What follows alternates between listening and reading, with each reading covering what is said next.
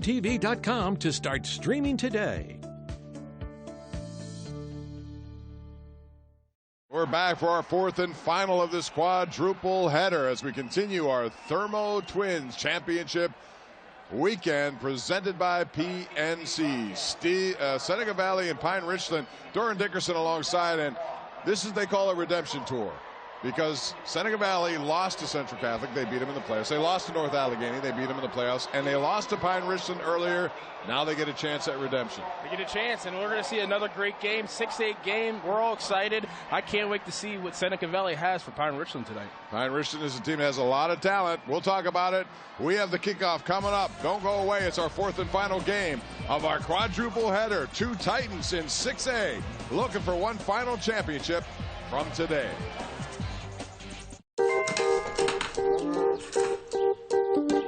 Thanks. It's like a smart thing. What's the weather? Sunny. Perfect chicken eating weather. How'd you get in here? It's time for chicken. What's the traffic like? Rerouting you to chicken. Okay. Hey, Calzo, order pizza. Ordering chicken. No, pizza. Chicken. Okay, chicken it is. It's Chick-fil-A catering season. Now that's smart.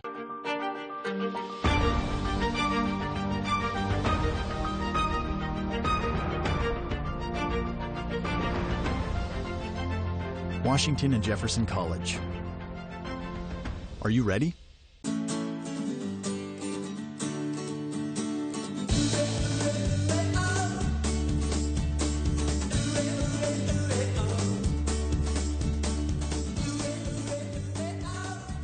The end of day. That's the relief you'll feel from the body comforting orthopedic. Relief from middleman markups and a hard day's work. That's the original Mattress Factory. Thoughtfully made, honestly priced. Wait, what? Everyone's excited about the Chevy vehicles at the Chevy Black Friday sales event. I could get used to this. Wow. And you will be too when you get 0% financing on our award-winning Chevy cars, trucks, and SUVs. How is that even possible? It's the Black Friday sales event. Current qualified competitive lessees can also lease this 2019 Traverse for around $319 a month. Or get 0% financing on most 2019 Traverse models when you purchase. Celebrating the 25th anniversary of South Point, home to over 15,000 employees, 300 of the country's leading businesses, and the region's economic driver. South Point has become a model for economic development and public-private partnerships for the country.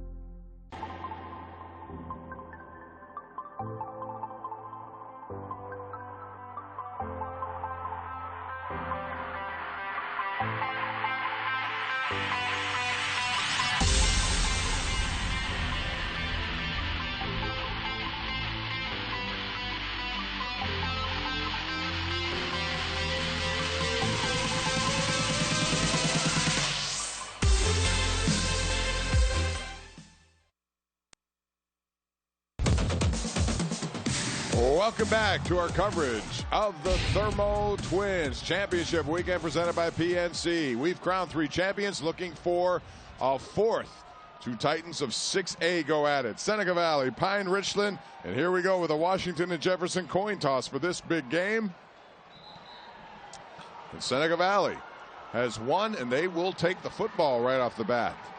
It's a tenacious defense, and there is Eric Kasparovich, the head coach of Pine Richland, in his 6th season, 16-0, number 1 spot in Pennsylvania, number 10 nationally, 2017.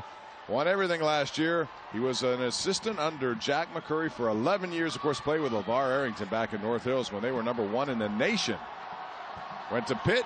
Now he's doing this. And what about Ron Bushley, Seneca Valley? Boy, he's had a wonderful stint coming on here.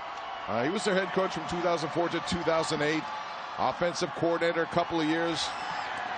He develops players, and he's done a very good job now in this stint. And the opening kickoff is taken, and Seneca Valley right off the bat, number 33 with the return. That's Jake Stebbins, one of their outstanding players, who I also gave an extra effort award this year.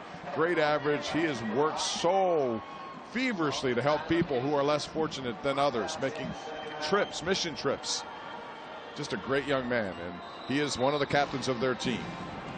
He's great on both sides of the ball. You're going to see him at tight end, H-back, and at linebacker on defense. Great athlete, great player on both sides of the ball. All right, so Seneca Valley now with Gabe Lawson as their quarterback. 9-3 in the regular season. Handoff goes to number 4. It's almost like a wishbone formation. Exactly. Matt Stanger. Wishbone formation, found the hole, got up in the hole, found his blockers. Nice little game. So Seneca Valley does it by using a lot of different people. Evan Smith, one of the guys they use a lot. Josh McClain as a wide receiver. Luke Smith. Lawson is their man, the junior quarterback, 6'2". Handoff there, gets first down yardage as they will get their first down of the game.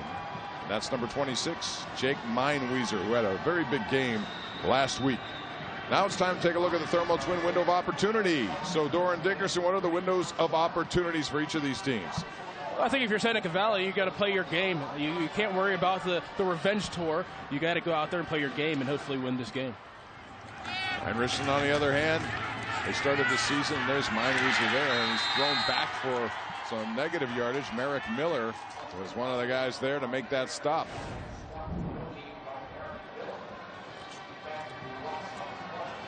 Good job filling the hole by a linebacker there. Way to come downhill. Not much room at all to work with. Pine Richmond started this season with really what Eric Kasparovich said, a game he'd play over again. They lost 42-0 to IMG Academy, and of course those of you who understand that is an academy that recruits from all over the place. So even though it was a loss, he gained a lot. He knew what his team was and how much work they had to do, and he said he'd play that game over again if he could. This is pressure now to the outside. Lawson forced to throw the ball away. Andrew Kristofic, who's a really good player for them with the pressure for Pine Richland. Big 6'6", 275-pound senior, number 73. He's very much a part of their defense and offense. The Notre Dame commit, big time player, big Division I player. He's going to rush the passer a lot tonight. They have some great linebackers too at Pine Richland. Number 8, Tyler King. Number 34, Anthony Sermonera. Those two guys, first and second when it comes to tackles every year. 3rd and 14 now as Seneca Valley is pinned back. Lawson under pressure, fires, has his man, and that's going to be first down yardage for Jake Stebbins. He gets 15. They needed 10. Eli Yoakum was there to make the play, but that's a nice throw from Gabe Lawson to Jake Stebbins, 6'2", 220. Good job by Gabe Lawson finding the hole in the zone and finding his tight end, Jake Stebbins, coming across the field. Great job locating your receiver. Pine Richland has some great quarterbacks. We'll talk about them as we go along, but Gabe Lawson is only a junior. This year, 11 touchdowns, 5 interceptions, but he is a guy getting better each and every week, commanding that offense. Tries to go up the middle here. That's not going to happen. Very good defense right there by Pine Richland. Anthony Sermonera, the linebacker, the senior, 5'10", 210. He and King, 1-2 punch when it comes to stopping people up the middle. Yeah, he and King, they're the heart and soul of the defense. I remember watching Tyler King last year, and I was just fascinated by how good of a player he is. Tyler King committed to Navy. He's a fantastic linebacker, great instincts. Reminds me of a guy named Scott McKillop who played here in the Whippy and played at Pitt. That's pretty high praise because McKillop was an outstanding player. Went on to play in the NFL as well. 2nd and 11 now. Lawson under center this time. Big handoff, rolling to his right. He had a man down the field, but a good close on the play by Miguel Jackson. A 10th grader comes up there, and he knocked that away. Beautiful play. We've seen a lot of young guys making some plays tonight. It's nice to see these young guys go out there and give it their all. It's a big stage. You're at Heinz Field. He's going out there making a big play for his team. He was looking long, had a guy with a step, but could not get the pass down to him.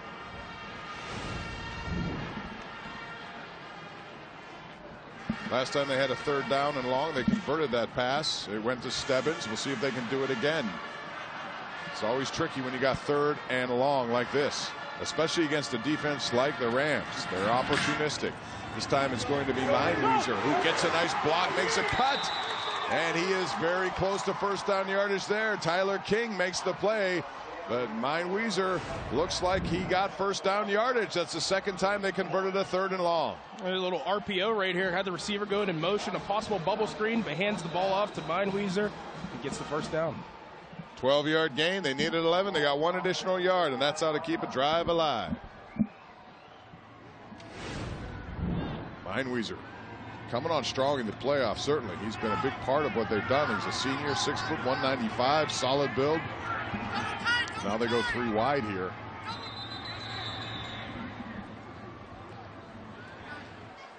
Timeout. Seneca Valley. That's their first. So Seneca Valley now with a different offensive lineup, and they call it timeout as they talk it over with Warren Butchley, their head coach. How many different formations have we seen so far by Seneca Valley? All right, we'll take a break. It's scoreless, but Seneca Valley is on the move with 2 third-down conversions. At Thermo Twin Windows, customer satisfaction is a beautiful thing. From concept to creation to delivery, every Thermo Twin window is handcrafted by a team of dedicated employee owners. Our customers know Thermo Twin Windows is more than just a company. It's a family that has been serving the Pittsburgh area for 46 years. Right now, get up to 40% off windows with no interest financing during the winter installation special. Thermo Twin Windows, employee owned, Pittsburgh made. Do you want to go out? Sure. Do you love me? Absolutely. Will you move in? Yes. And here you are, ready to share your life, your love, and even your finances. Although you may not always be on the same page.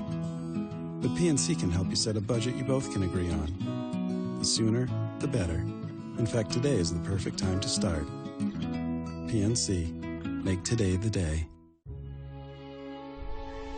If we want to stop cancer, why not use the body's immune system to fight it in new ways? If we want transplanted organs to thrive, why not convince the body they're compatible? If we want to unlock the mysteries of aging, why not look at them in a new way? At UPMC, we question everything. We are uncommon to the core. We are UPMC. We are back for the 4th and final game of a quadruple header here at Heinz Field. Already, Olsh has won their first ever championship. Aliquippa, their 17th.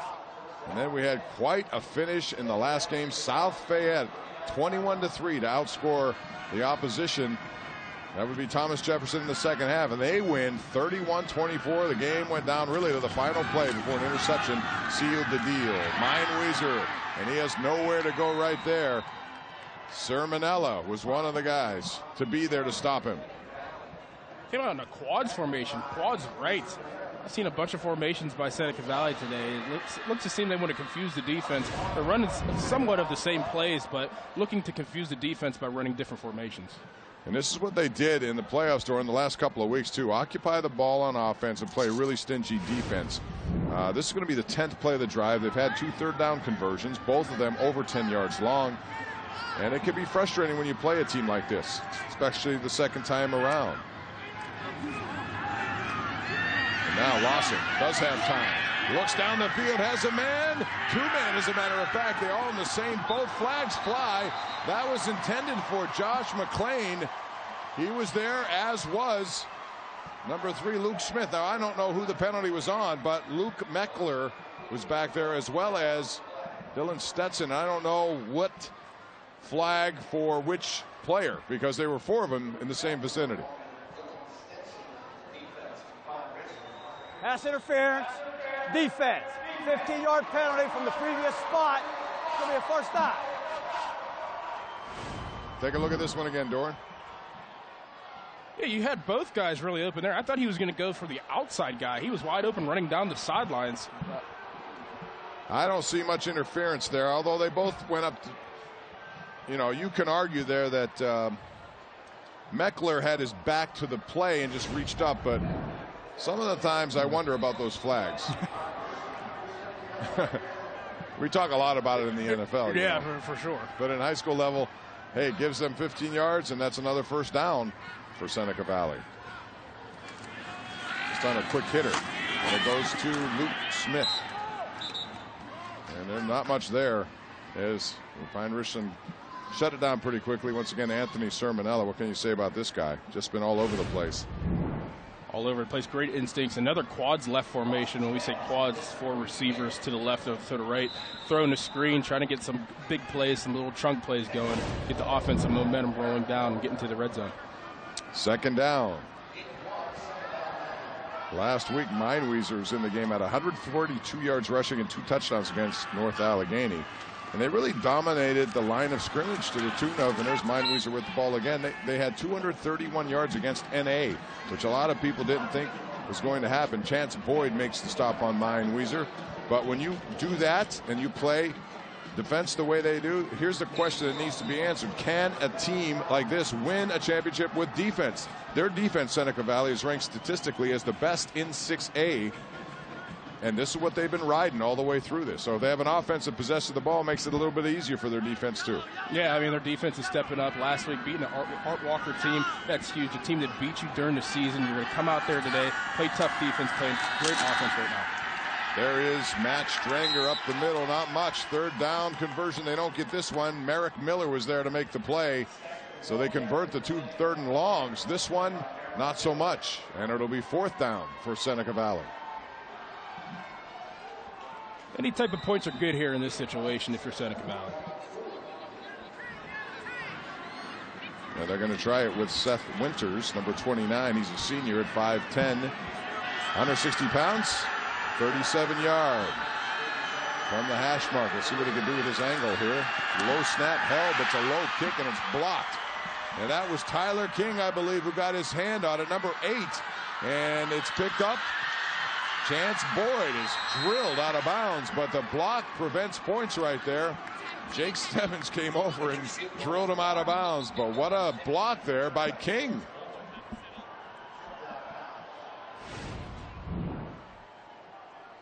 Check it out. It was a low snap, low shot. He got his left hand on it. So we remain scoreless. A long drive results in no points. We'll be back with Pine Richland's offense. If you're in debt, get out of debt with Smart Cash. Smart Cash is low-interest equity in your home. Home values have increased, and with our lower rates, you can quickly get extra money. Get Smart Cash. Call Golden Oak Lending today.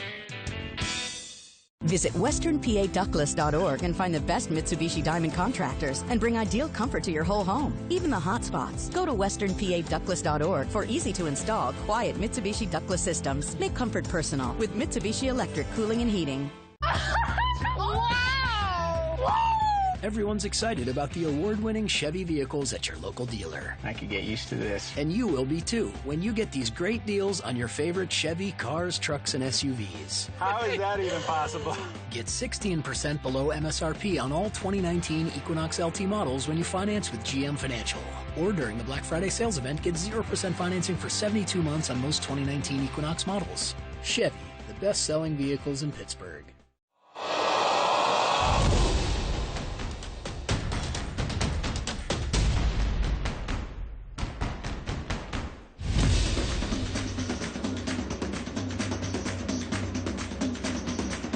Stop wasting money every month on expensive credit card interest. Golden Oak's lower rates and local service will get you fast cash out of your home's new equity. Start saving money today and pay off high-interest credit cards. Call Golden Oak Lending. We're back live here at Heinz Field. Bob Pompiani and Doran Dickerson in the broadcast booth. Alongside here, Mark Oxenrider, who's done a wonderful job with statistics on the day, always does. Eric Kasparovich. Their defense gives up some yardage and some time of clock, but they also prevent points with a block of that field goal as we continue with our Thermo Twin WPIAL Championship Weekend presented by PNC. Cole Spencer leads the way for Pine Richland in white.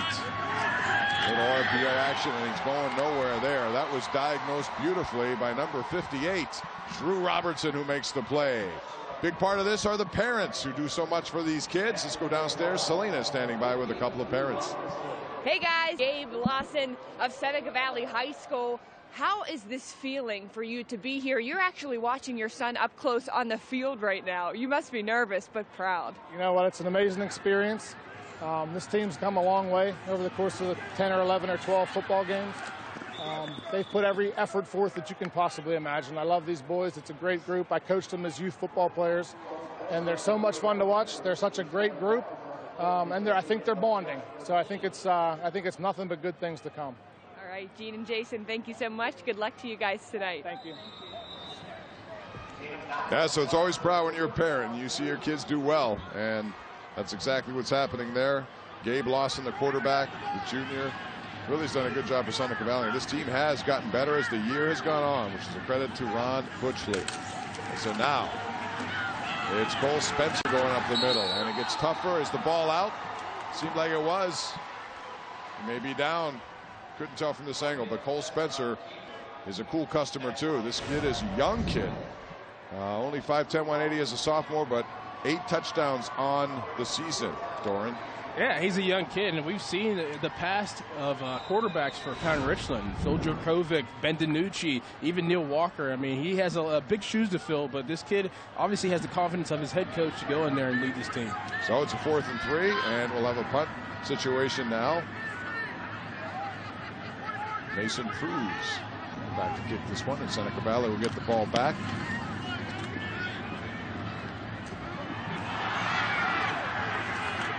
Brendan Hayes trying to get to the outside after he bobbles. A good tackle right there by Dylan Stetson.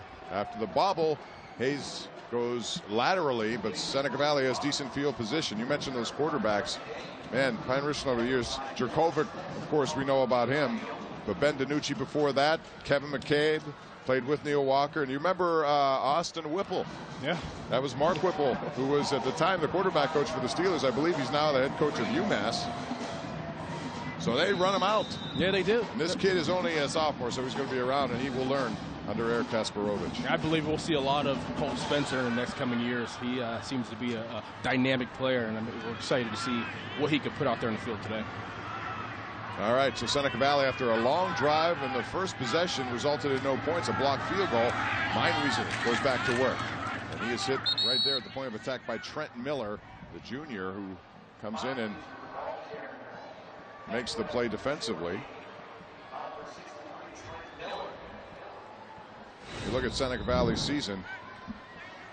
Again, losses to North Allegheny, losses to North Catholic, and they lost to Pine Richland. That was it. Their 3 losses, they've avenged 2 of them, and they're trying to make it a 3rd one here tonight. This defense has been very stingy. They've allowed just 14 points in each of their 2 playoff games in wins over Central Catholic 15-14 and North Allegheny surprisingly 31-14. Once again, Meinwieser trying to get his way through. A little opening there, and he does get decent yardage there before Luke Meckler comes, or actually makes the play there. It was McLean comes away with a nice block, and so that one is marked short. It's good blocking on the perimeter by the receiver and the tackle. That's good blocking for the ball carrier. A nice way to find your hole and get upfield. Anthony Sermonella, really good at what he does. Those guys move laterally, great speed, short tackle. Those linebackers for Pine Richland. 3rd down. Lawson puts his head down and gets 1st down yardage. They've converted some 3rd and longs. David Takich with a nice block there. And so that results in 1st down. They move the chains. We're seeing a bunch of different formation, yes, but they're running the same plays. They're doing what's working, and it's obviously working for them. They're coming out in different formations, but it's somewhat of the same plays, and they are inching their way down the field, so you got to keep it moving. A little play action now. Penalty flags fly, and looks like there was a holding on that end of it too, and there could well be. We'll see. Chance Boyd was back there defensively, and he put his hands up as if there was some interference down the field, but there was a flag also in where they normally call holding on the offense. So we'll see. Could have offsetting. We'll see how it goes.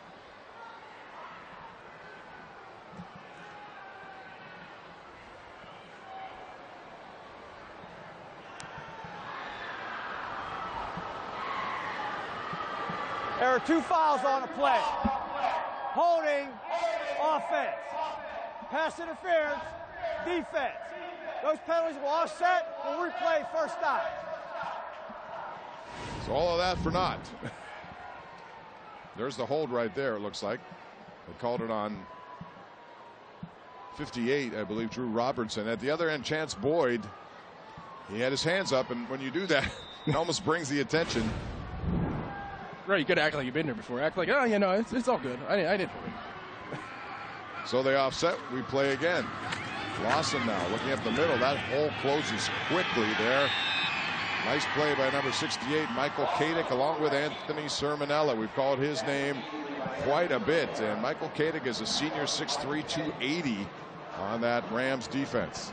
Kadick, he's going to Indiana, committed to Indiana. Both of these defenses are stingy today. I mean, you're getting a little bit of yards. You're trying to move the ball down the field both ways, but both these defenses are playing solid to this point of the game. Defense can win championships. This game has grown to where we feature a lot of offensive skill players, and we've seen a lot of them on display today. But when you have a solid defense, and both teams do, once again, Meineweeser has nowhere to go. Sermonella, how many times have we called his name?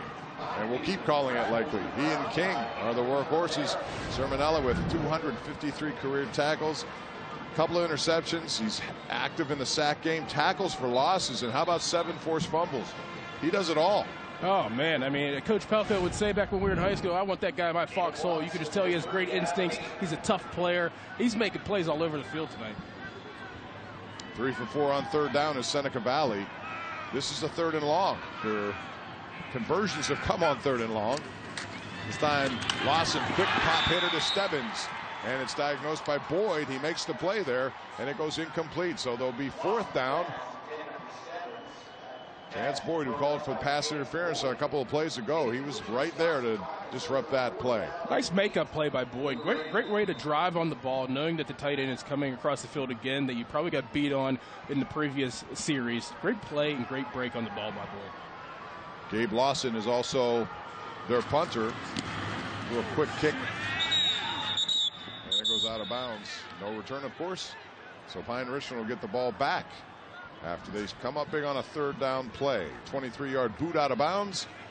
And the Rams go back to work offensively with 27 seconds left in this first quarter for head coach Eric Kasparovich. Well, I remember time has gone faster, and I remember you in high school, but I remember Kasparovich at North Hills with LeVar Arrington. They were ranked number 1 in the world, or in the country. Could have been the world for all I know by USA Today. Hey, it's been a long day. Hey, it's all good. I was right with you. And that was a dynamic team to watch. The LeVar leap, we've seen that a few times in high school, and then it carried on to Penn State, of course. And Kasparovich was a parade All-American. We're number 22, I believe, in high school. Yeah, he was terrific.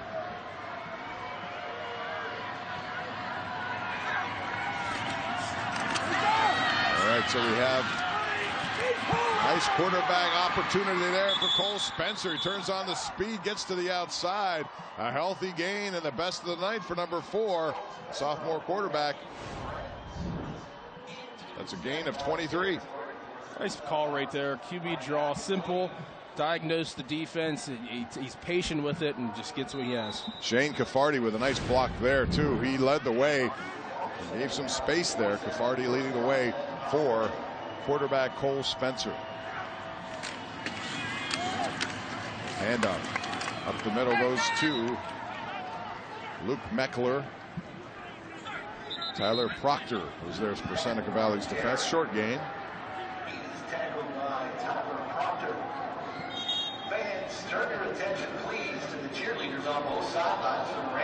This is our 4th game. If you joined us late, we had a really interesting last game in the 4A championship, which went right down to the end.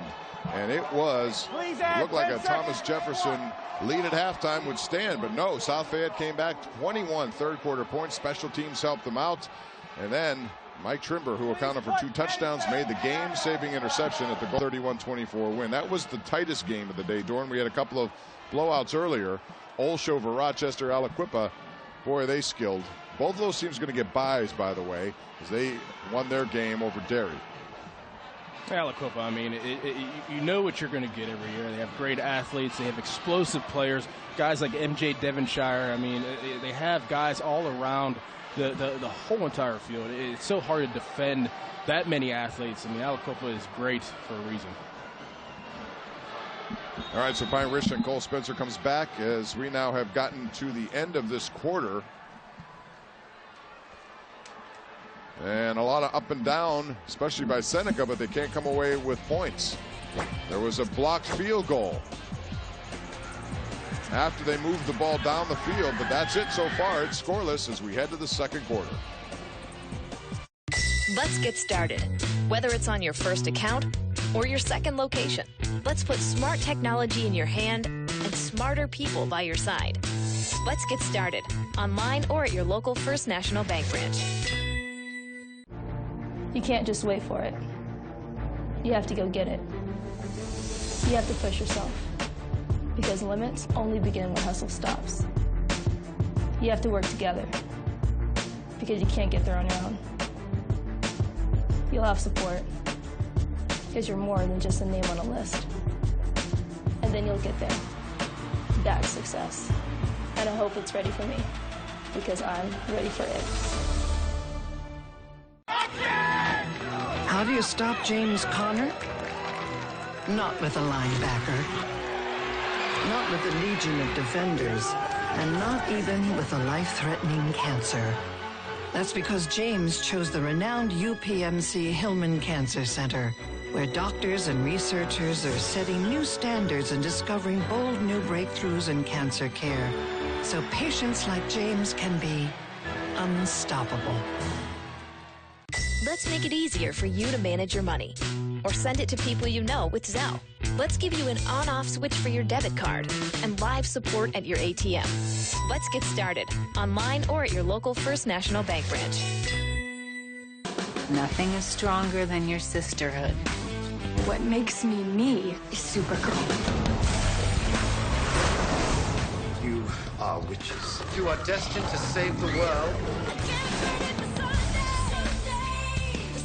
We have to unite. I think it's time.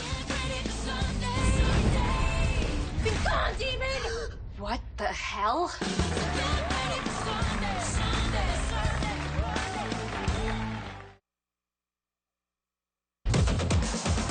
All right, we're back as we continue our coverage of the fourth and final championship game presented by Thermo Twins and PNC.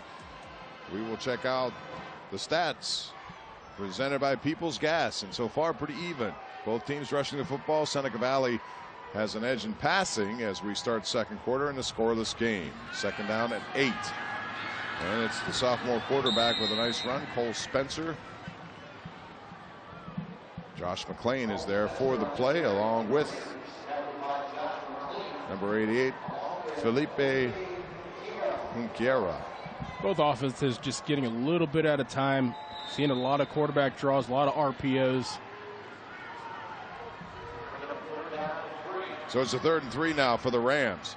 Defense has been the story so far in this game as we begin the second quarter. We saw a lot of offense in that last game. Both these teams very stingy defenses, and now it's going to be a little pitch. And this one with a big hit over there, Stebbins along with Ryan Christabak. The athlete Stebbins, I mean, on both sides of the ball, as we talked about earlier, makes a nice stick on the sidelines.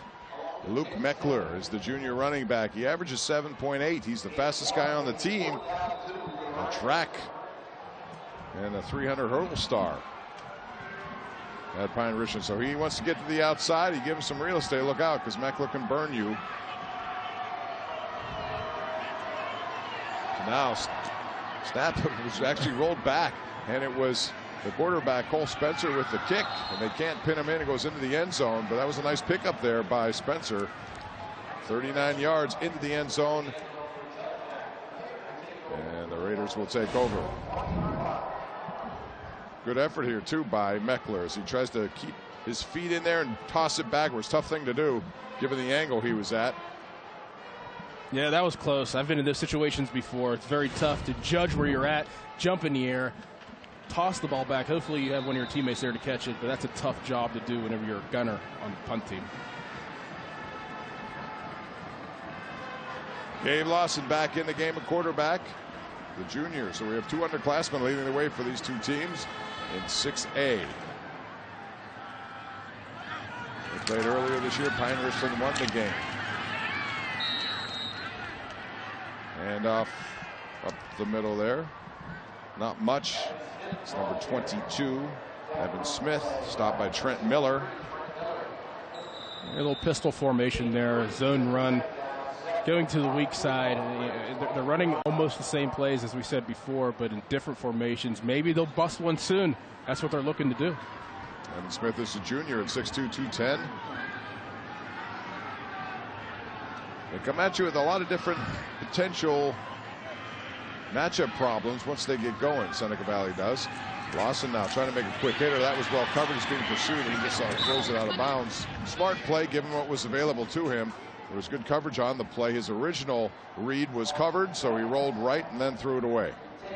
Great pressure, too. These guys are hustling around. They know what's on the line, as we talked about last game. I mean, this is big. You're playing here at Heinz Field for a championship. You're going to give it your all. And that was great pressure by the defensive end.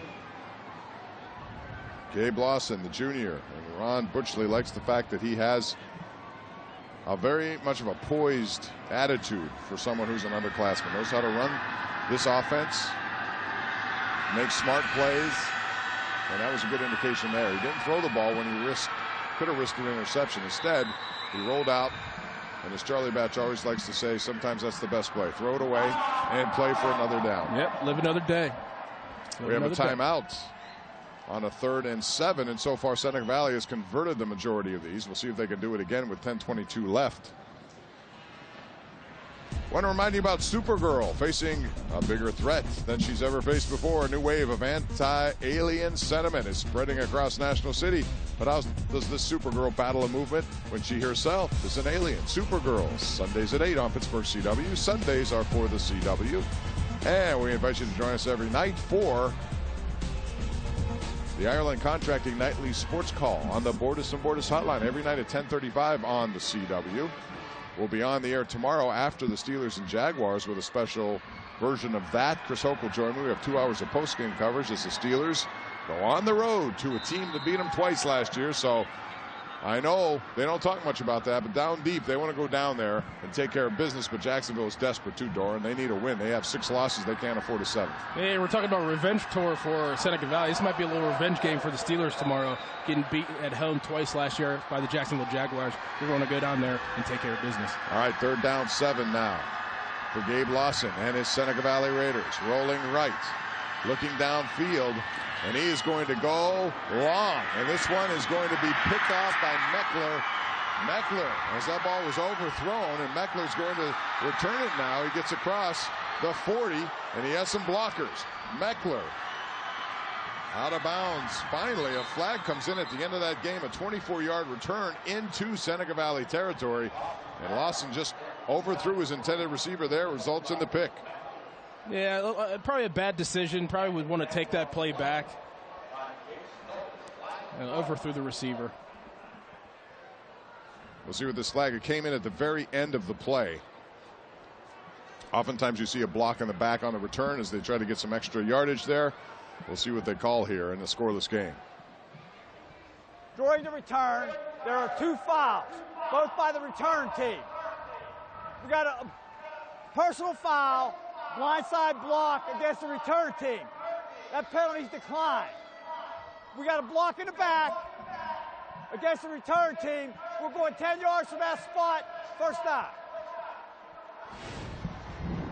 So they have 2 infractions. Both came, as I suspected, on the return. But here's the throw, Doran. Media timeout. Media timeout. So Eli Yoakum was the intended receiver. Sorry about that, Josh McClain, and it was overthrown for Meckler. So Pine Richland has it as we go to break. Today's story is about Tanya, who always goes to great lengths to avoid faults. An alarm, and an alarm for the alarm. Come to McDonald's for a McRib sandwich and pair it with any size Dr. Pepper for just $1.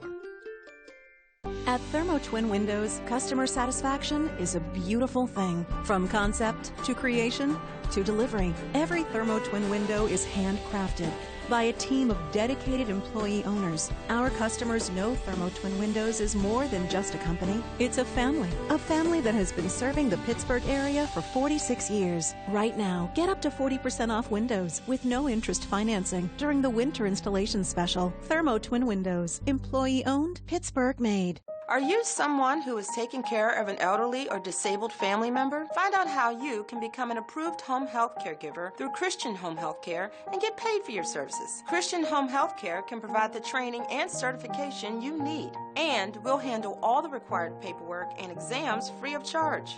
Become a direct care worker for friends and family. Call Christian Home Health Care at 412-323-0203 or go to ChristianHomeHealthCareForYou.com. Today's story is about Tanya, who always goes to great lengths to avoid FOM, the fear of missing McRib. So she sets an alarm, and an alarm for the alarm. Come to McDonald's for a McRib sandwich and pair it with any size Dr. Pepper for just $1. We're back, and we're selling some merchandise for you. Check out the address at the bottom of your screen, mkt.com/Casco shirts. WPIAL championship merchandise available online starting at $15.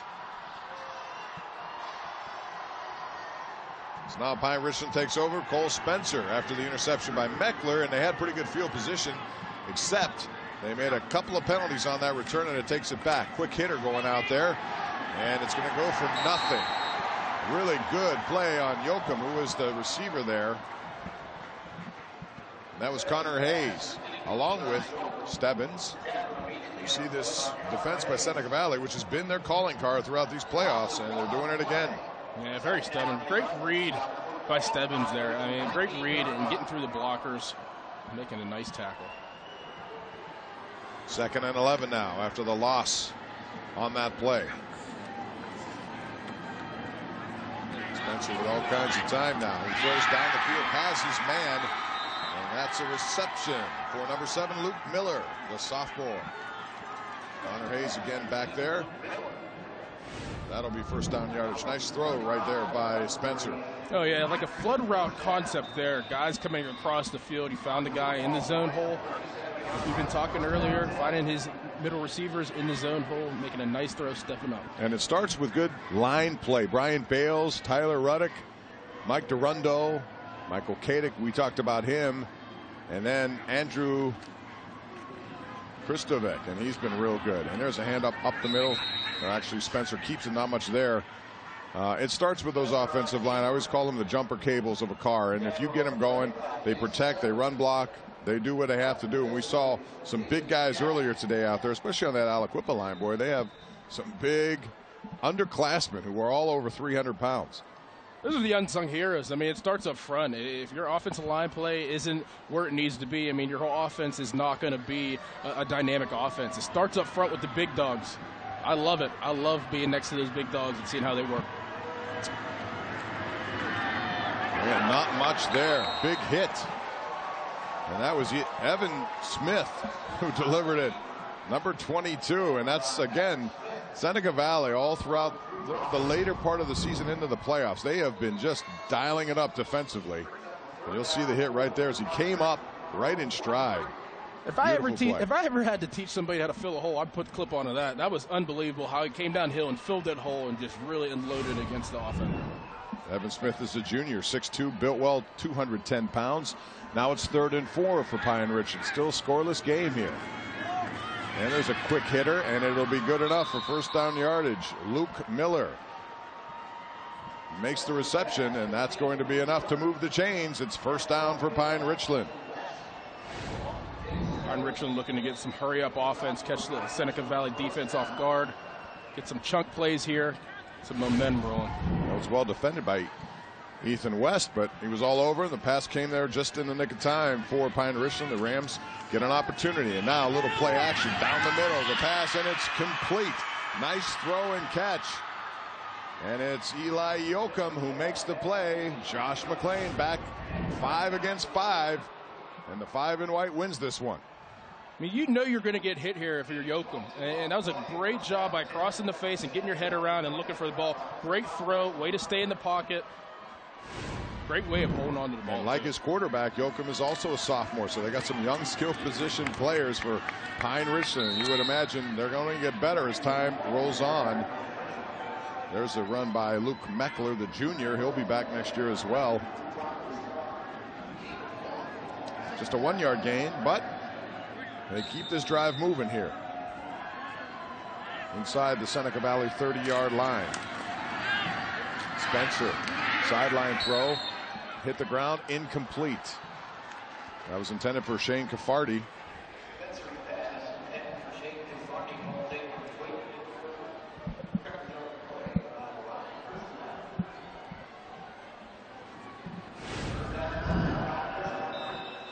Yeah, hit the ground first. He tried it. Tried to sell it, but the official was right on the call, and a good call. So it's the 9th play of this drive coming up now for Pine Richland. 3rd and 9, though. Seneca Valley, they're very productive when they have this kind of down and distance, and a nice blitz at the end there, and it got into the passing arm of Cole Spencer, and that was a good play by Meinwieser defensively. Great play by Meinwieser, getting a hurry on the quarterback, making the quarterback flustered in the pocket, doing your job. That's a great play by Meinwieser. Here he comes, and you know, Meckler had an opportunity at the end to try to stop that. He couldn't get over there in time. Meinwieser with a running back speed got there, made the play, and interrupted the throw by Cole Spencer. So now 4th and 9. Eric Kasparovich says, let's go for this. Here's the throw, and it's going to be Meckler. Stretches out, and he looks like he has first down yardage. Coverage on the play over there by Josh McClain, but it's not going to be in time to stop those sticks from moving. It looks like they have another first down.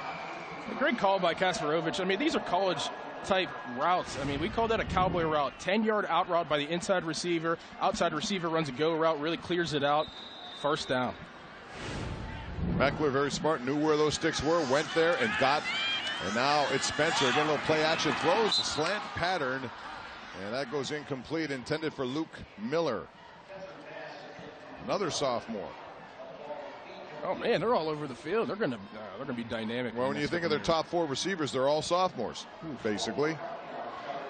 Quarterback's coming back. Luke Meckler's coming back. Tyler King is a senior. Caden Schweiger is another kid who's a sophomore in their running back stable of backs.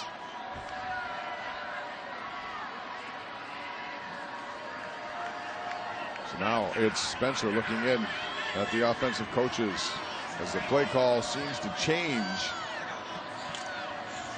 Inside handoff. Not much going there. Seneca Valley's defense is up to that challenge. Gain of 2 on the play.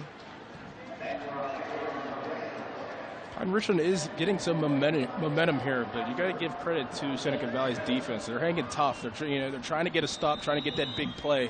They just got to hold in here in the red zone. 3rd down. Earlier, it was a long drive by Seneca Valley that resulted in a field goal attempt, which was blocked. King apparently got his hand on that one. This is the 13th play of this drive, and this time it's Spencer moving away, pressure coming, throws over the head of his intended receiver, Luke Miller. A lot of pressure, and it forced him to throw on the run, and as a result, it was a little off target there, and it goes incomplete. So we're going to have another 4th down coming up here, Dorn. Yeah, I mean, you got to pressure the young guys. That's what they do in the NFL. Pressure the young guys, get them outside the pocket, make them move, and that's what they did, and got them on the ground. Now you're forced them to go for a field goal here. Stebbins really closed hard on that play, and he forced that inaccurate throw. And so now we have an opportunity for 3 points for Pine Richland. This kick is going to go wide right. It was a 33-yard effort. And it's no good by Mason Cruz. So we've had 2 field goal attempts. Both have been unsuccessful. So the score remains 0-0. Here it is. Just to the right. We'll be back with Seneca Valley back on offense here at Hyatt Speed.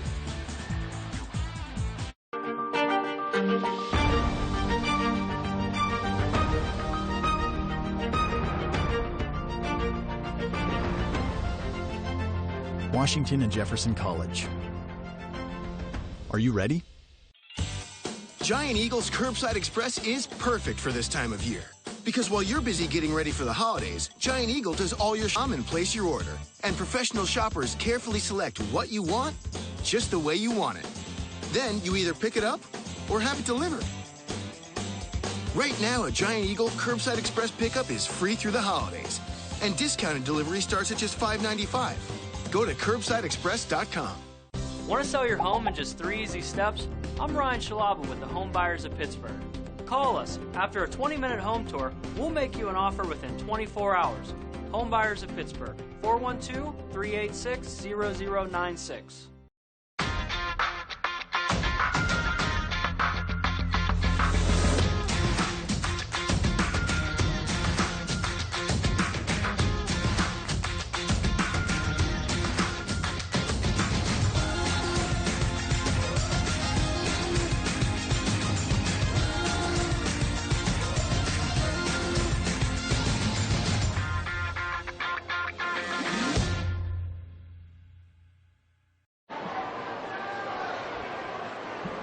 We're back.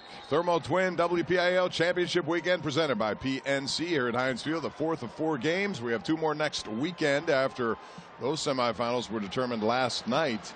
You see 2 great head coaches here. Ron Butchley right there for Seneca Valley, Eric Kasparovich for Pine Richland. This is a rematch of a game played earlier this year, won by Pine Richland at Pine Richland 21-7.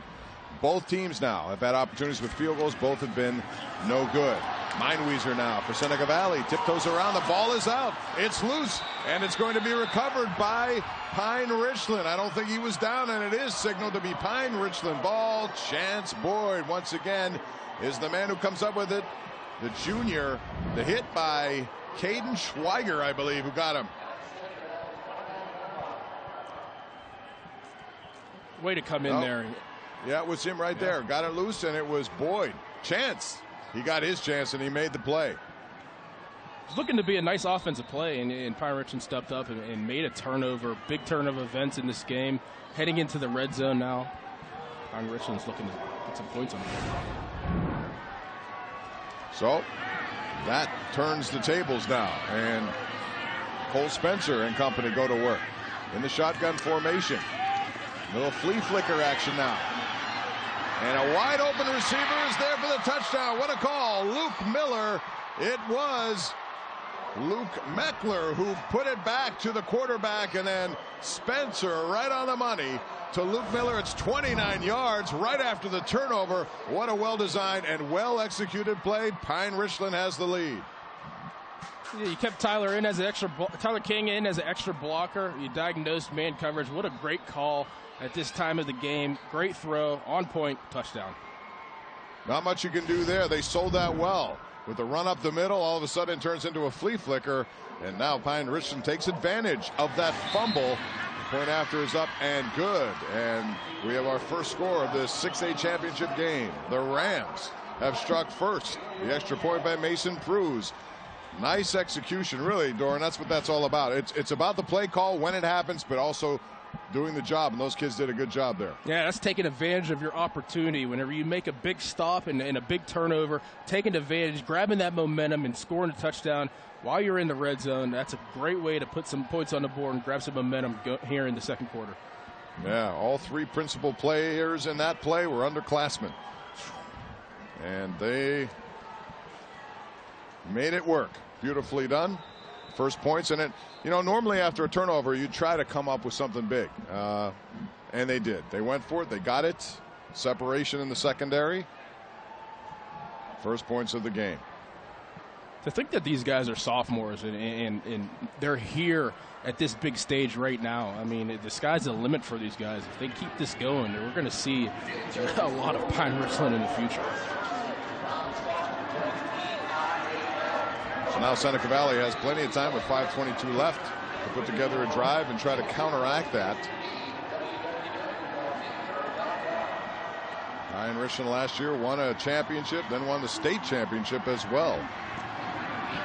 Seen a lot of great coaches come over the years, and you put these 2 right in that as well.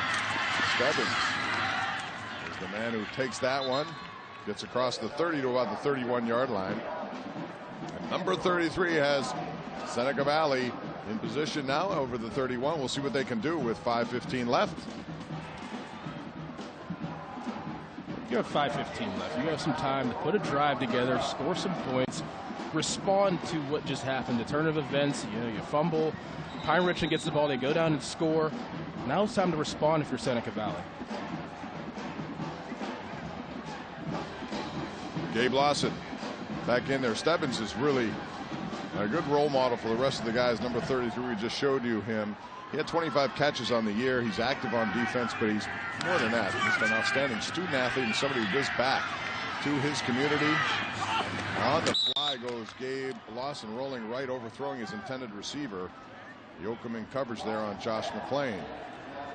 I love hearing that about young kids like that, about Stebbins and being a good kid off the field and being a good player on the field. I give a lot of credit to his parents and how they raised him. That's awesome to hear stories like that of these young men. There are a lot of them throughout all 4 of these games.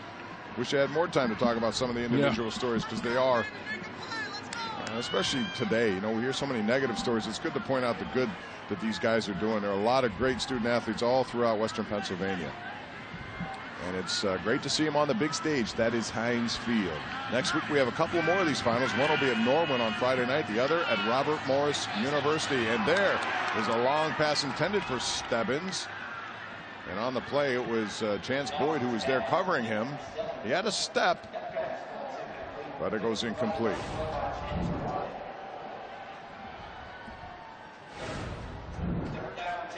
Both of these offenses are trying to hit the crossing route, the deep crossing route, and they've hit a couple so far. That one was very close. That'd have been a huge play for Seneca Valley. So now it's 3rd and 10. Pine Richland likes to send people on this sort of situation. We'll see what happens here.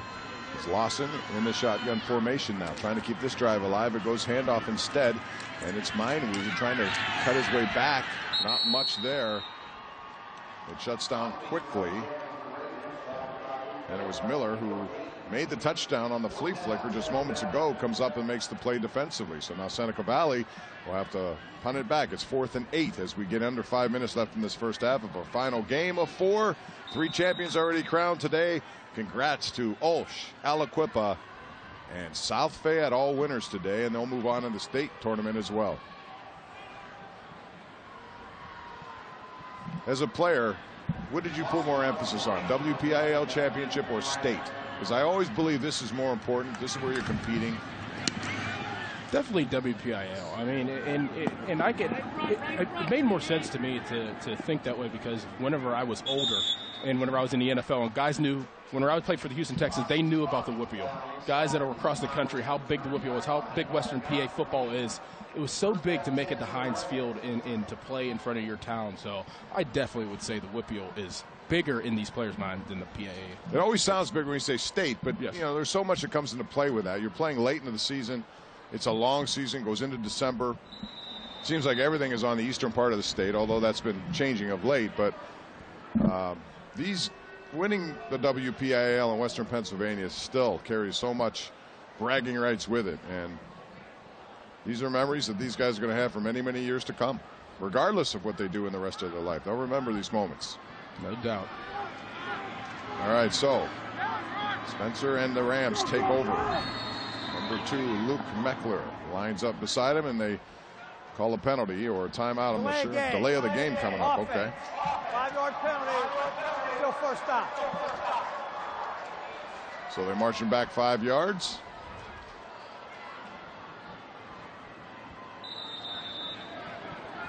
Seneca Valley needs a turnover, just like Pine Richland took advantage of what Seneca. It was a good hit that freed the ball up for Chance Boyd to recover, and one play later they take advantage of it with a nice flea flicker call, and there's a high tackle there on Cole Spencer as he gets across the 25. Christoback was there to make the play defensively.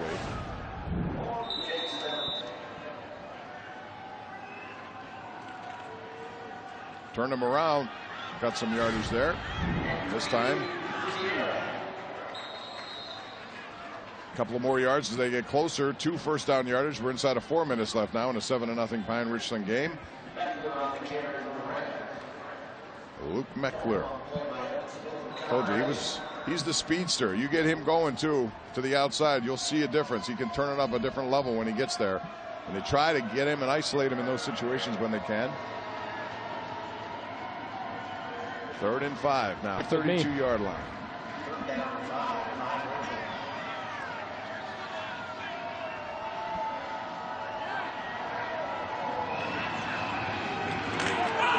That was a completion, but it was well diagnosed there by number 8, Brennan Hayes, who jumped that. It went to Yoakum, but boy, he was close to coming in and maybe intercepting that thing. Man, what a play by Hayes. I mean, reading it, knowing that the quarterback is going to throw the quick screen right like that, shedding the blocker, making the great tackle. What a great play by Hayes there. So Mason Cruz, number 40, will punt the ball away now. Nice play by Seneca Valley as they shut the door. Still have time left to get something going from the offensive side of this game. They trail 7-0. Flea flicker, the only score of this game, a 29-yard touchdown pass from Spencer to number 7, Luke Miller. Really well sold. If you missed that play, we'll show you some of those highlights coming up at halftime. So Ron Butchley and his team now trying to get something going against a very stingy Pine Richland defense.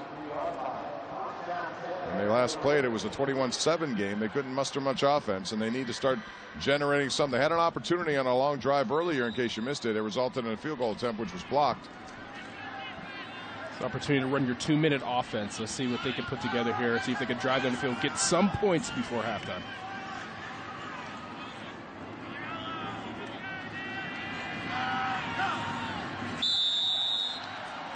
Now we're going to have an encroachment call against... Before the snap, encroachment, defense, 5-yard penalty, still first down.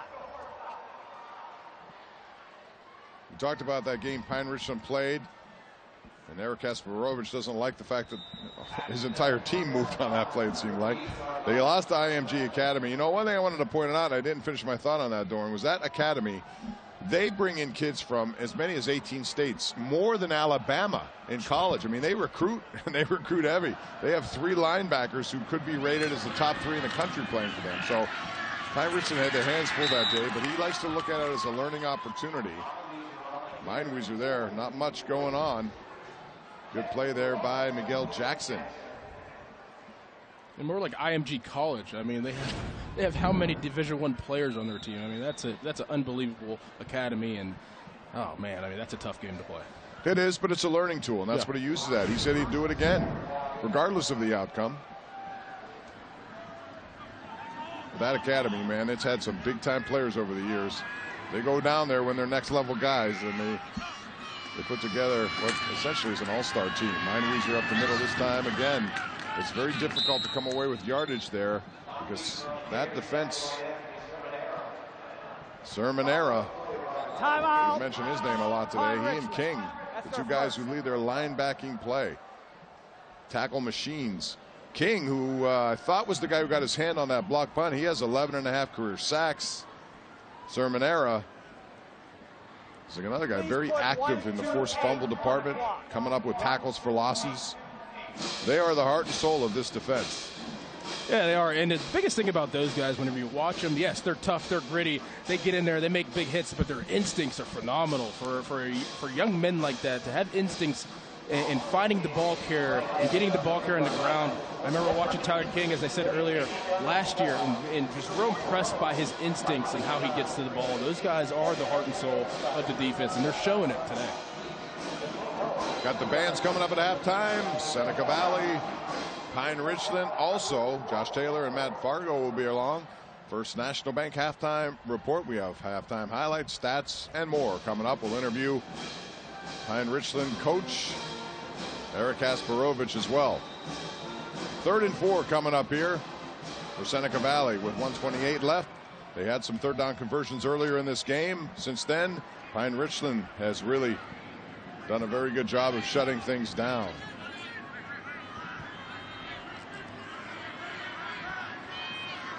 Junior quarterback Gabe Lawson. Mindweezer in motion now. And Lawson looks to his right. It's well covered. Now underneath he'll go to Mindweezer. trying to get away, and the ball is loose again. He tried to get some extra yardage there. And Luke Miller, the man who made the touchdown reception on a flea flicker, comes up with the play. The sophomore, 6'1", 190. Meinweiser was trying hard to get some extra yardage. As a result, spun right into that. And it's another turnover. Another big turnover for the defense. And at this point in the game where you figure that Seneca Valley is going to try to find some momentum, try to get some points before half, running their 2-minute offense, you come up with the turnover before half, and it's huge. Another good play there by Tyler King. He was the one who got that ball loose. And it was Luke Miller who recovered. Now, so Pine Richland goes to work on offense now, changing the complexion of this one. Seneca Valley could not convert. They turned the ball over, and now Pine Richland at the 46-yard line of Seneca. Spencer keeps it, gets down to close to the 40-yard line. Gain of 6 yards on that quarterback keeper.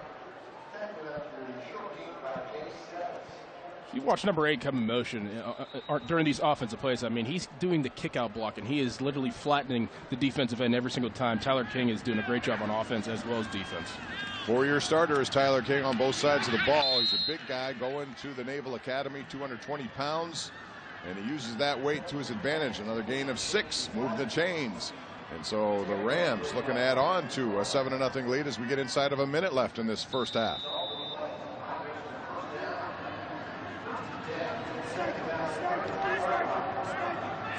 Spencer's very poised for a sophomore. I was anxious to see how he would handle this situation here, but boy, all season long he's handled it. He's a good running the ball when he gets an opportunity. He has 8 touchdowns there. Under pressure now, and he tries to get away from the pressure that he felt by number 22, Evan Smith, who came. He tried to duck underneath, couldn't do it. Sage Lay right there with the play. Nice play, another nice pressure. Saving the offense from getting into the red zone and maybe scoring some more points before half. Second timeout. Please put 41 seconds on the clock.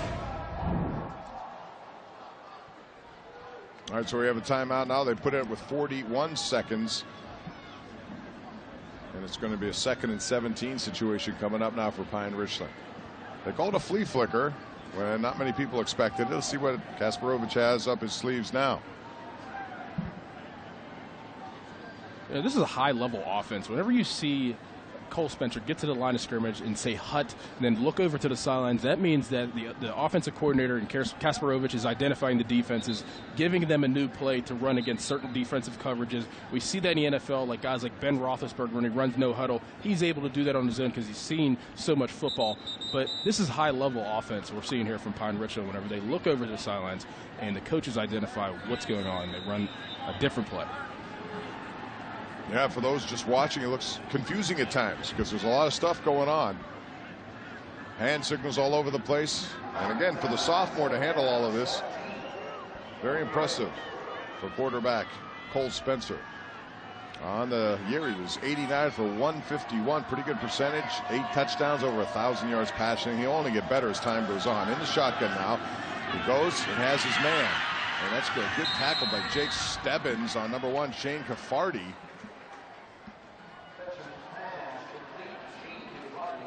Is that the first senior that's caught a ball today? They have a few, but you know, most of it's gone to sophomores. And look at the pressure there. Coming at, and Spencer had nowhere to go but down. Sage Lay was there to make that play. Great pursuit by Sage Lay, number 1. Sage Lay sounds like a football name. What a great name. Great pursuit. Somebody missed an assignment there. He was unblocked all the way and really had no time to do anything. 11-yard loss, and that changes things quite a bit with 1 play left in this first half. For what you've been giving Pine Richland, I mean, 2 turnovers in your own area, I think that this is a great way to go into the half and reassess what you have. To make sure that they don't score any points before half, I think is big for Seneca Valley. Go reassess, come back out, and go for it. Now, Seneca Valley, say this about them, as I said, they're stingy when it comes to defense. You know, they've not done a consistent job on offense. They've turned the ball over, but they've also limited the damage for the most part. One nice, well-diagrammed and well-executed play on the flea flicker. That was our only score on a 29-yard hookup. But other than that, it has been very difficult for both offenses, really, when it comes down to crunch time as you're getting closer to the goal line.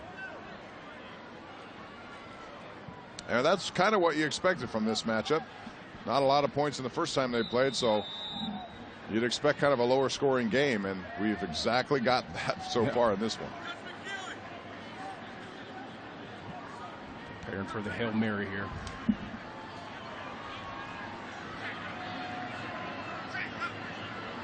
One play left in the half, and this is it. Cole Spencer winds up, has a good arm, delivers, looking for something in the end zone. It's knocked down. Good play by the defenders there, as all they had to do was knock it down. Don't try anything heroic. You never know, it might be tipped into the hands of a trailing player. We've seen that a lot on those Hail Mary attempts. So this one is pretty much as we expected. A tight defensive battle, 7-0. Pine Richland with the lead at halftime. We have more coming up with our halftime highlights, activities, interviews. There's your touchdown pass. Beautifully thrown to Luke Miller. 7-0 Rams. STEM has transformed Pittsburgh and created thousands of high-paying jobs. And with the right education from CCAC, you can be a part of it. Start your STEM career. Visit ccac.edu/STEM.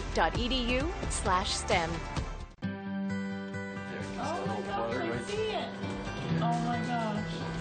It has a heartbeat. Graduating from college.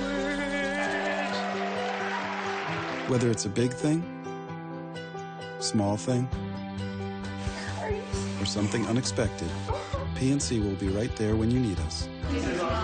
Because when it comes to your finances, if you focus on today, tomorrow has a way of working itself out. PNC.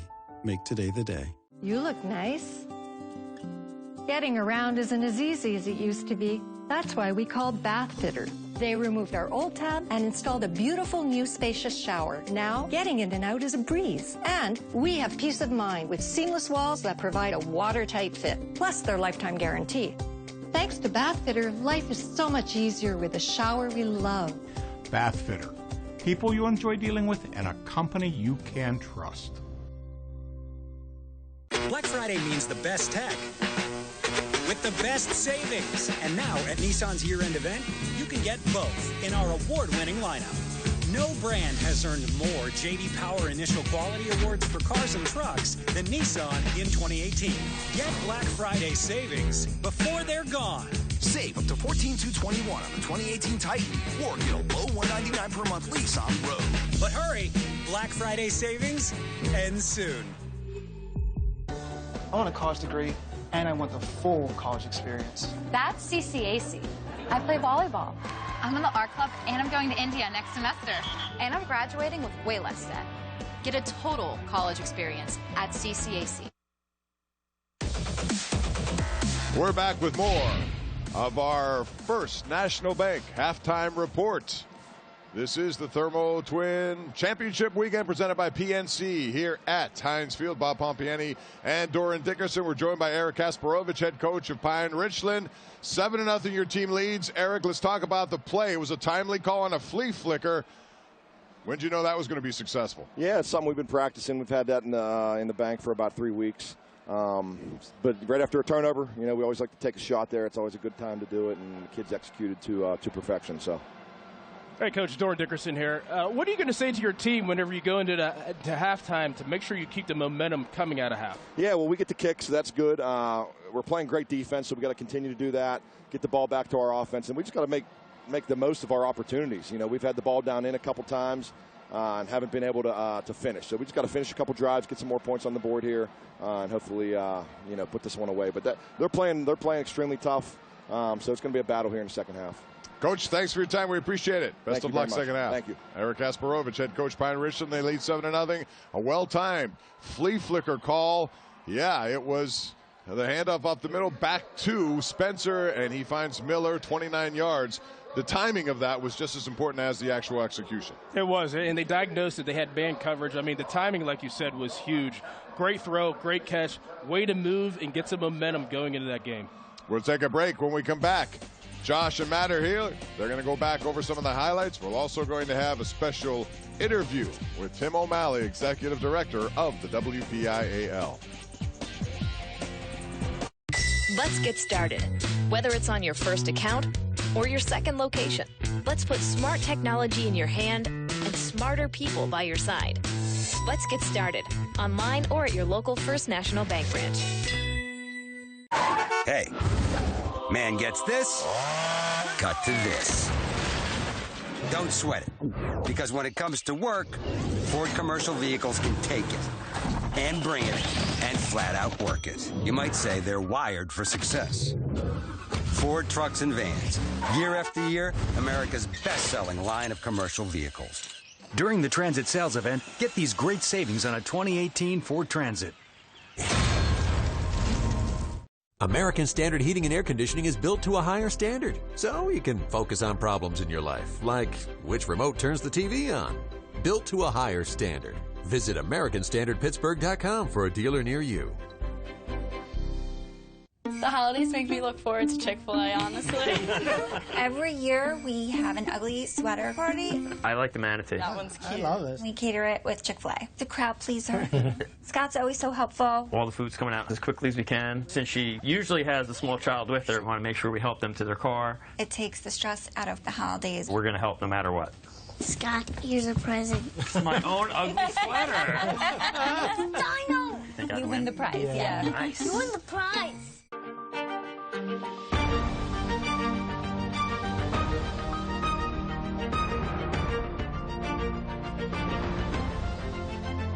Washington and Jefferson College.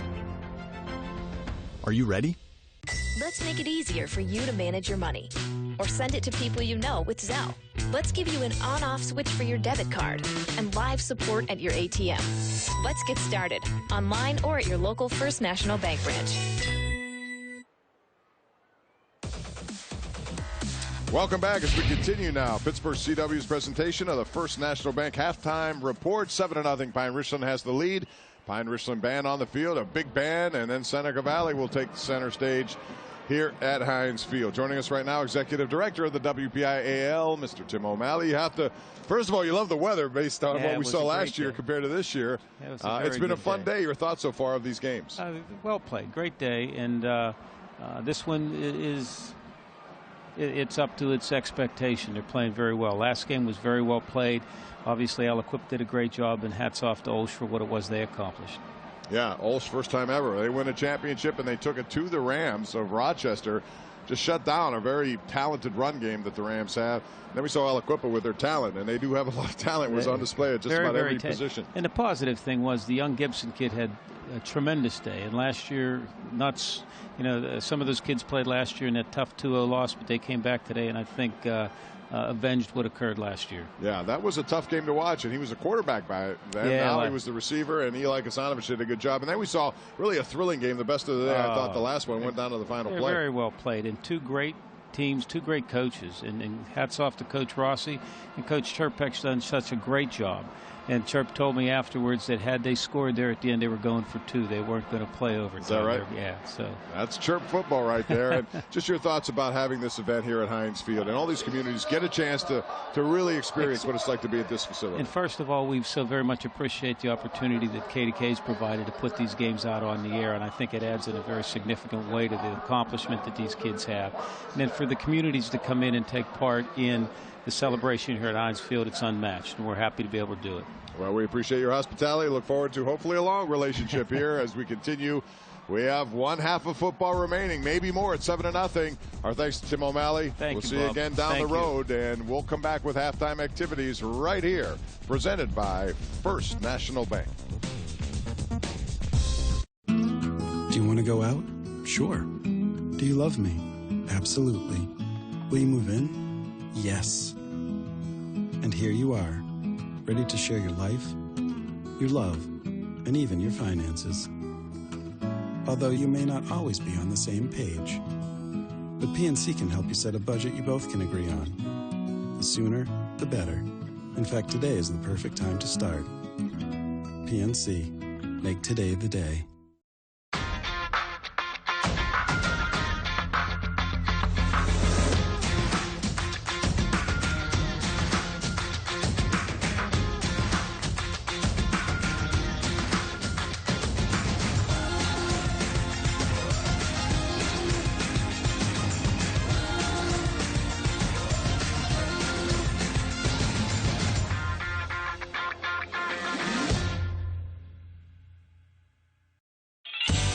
Giant Eagle's Curbside Express is perfect for this time of year.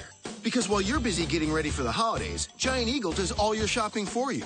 Just go to CurbsideExpress.com and place your order. And professional shoppers carefully select what you want, just the way you want it. Then you either pick it up or have it delivered. Right now, a Giant Eagle Curbside Express pickup is free through the holidays. And discounted delivery starts at just $5.95. Go to CurbsideExpress.com.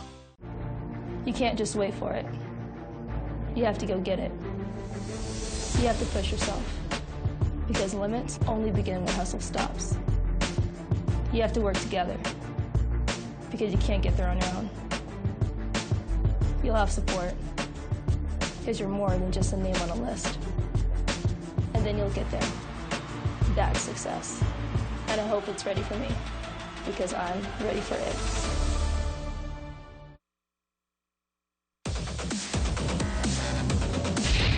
Welcome back to the First National Bank Championship halftime show. We are live from Heinz Field here on Pittsburgh CW. Halftime between Pine Richland and Seneca Valley in the 6A WPIAL championship game. As you can see, the Rams hold the lead over the Raiders 7-0. Welcome back into the broadcast booth, joined by Matt Fargo. I'm Josh Taylor. Matt, we talked about this game, the history between these two teams, their previous meeting in the regular season. If there's one thing that we know, when you have familiarity with an opponent, you're going to game plan a little bit differently, and that game might be played a little bit more tightly, and that's what we're seeing tonight. Yeah, I think one of the things that stands out to me just looking at the stats was Pine Richland wasn't able to pass very successfully the last time these two teams met. In fact, they had 23 passing yards the entire game. They have one pass play that went for 29 yards, just shy of 100 yards on the game. So obviously that side of things a little bit different the second time around. Both teams have had problems moving the ball, kind of a defensive struggle here. We've seen some hard hits from the opposing defenses as well. We'll take a look at it here with the highlights. And starting out in this game,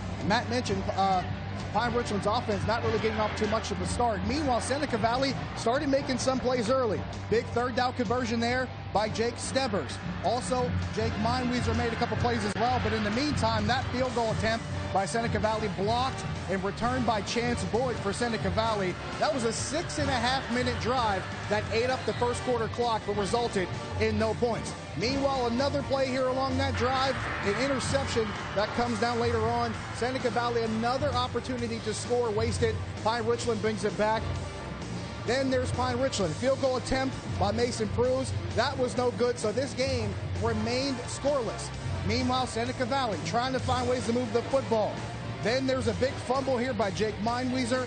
Pine Richland falls on it. They take advantage, and on the first play off the fumble, it's the flea flicker. It's Cole Spencer to Luke Miller, 29 yards into the end zone, 29-yard touchdown pass. That made it 7-0. Seneca Valley still trying to find an answer. Meinweiser fumbles again. Pine Richland recovers. Luke Miller's the guy that falls on it. He caught the pass after the previous fumble. And Seneca Valley hasn't been able to really generate enough offense. They've been moving the ball well, but just not enough offense to get over that hump and get into the end zone. And that's kind of been the MO for them in the regular season, and why they fell to the three teams that they played was they weren't able to get that offensive production. Their defense has been able to keep them in games all season long, and it's that offense, as you said, trying to get over the hump. They're going to try to do that.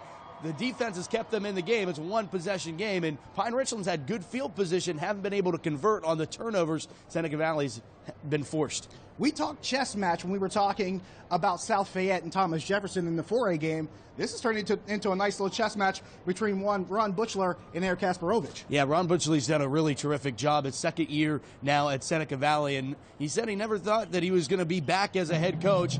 Something he did last week that was kind of interesting after the win against North Allegheny, he called all 5 of his offensive linemen. That's not very normal for a coach to do, but after watching the tape on what he did in the trenches, what his offensive line did in the trenches, he called all 5 of them and said, I just want to let you know that we're counting on you in this game. And boy, third and fourth quarter where championships are won, it will be one of the trenches. We're seeing some great athletes. Andrew Kostofik on the other side for Pine Richland. The kid headed to Notre Dame. He's actually graduating early from Pine Richland. Going to head up there a little bit early. It's fun to watch inside the trenches just as it is on the outside here tonight. That's been a pretty exciting battle with those two teams. In fact, it's been so even and back and forth. The difference in this game has really come down to who's made the bigger mistakes. And in this particular case, as we look at the stats, it's been Seneca Valley to make more mistakes as far as turnovers were concerned. 3 of 8 on third down. Time of possession, Seneca Valley's controlled that too. But you mentioned Pine Richland's passing game. It finally took over in the second quarter. They've actually had 157 total yards, but a lot of the yardage that they've gained have been specifically after Seneca Valley has made mistakes in the first half. Think about back to that first meeting where Pine Richland almost rushed for 400 yards in that first meeting. These two teams are game planning against what they've already seen, so you're seeing teams go in the opposite direction. Will that trend continue in the second half? Very curious to see what happens with these two teams. If you're these two coaches, what adjustments are you looking to make? Well, for Eric Kasparovich, it's got to be converting on field position. They've gotten good fumbles, they've gotten a couple turnovers, and they haven't been able to turn that into points. They had an opportunity twice there late in the second quarter to take a 2-touchdown advantage. They didn't do that. And for Seneca Valley, it's sustaining drives. They've been moving the ball, like you said, but now they need to get over the hump, get into the end zone, because it's a one-score game. And as we saw in the last game, anything can happen in the second half. It's the rematch, Seneca Valley, Pine Richland, but who will be crowned champion? We will find out in a few moments here on Pittsburgh CW. Stick around.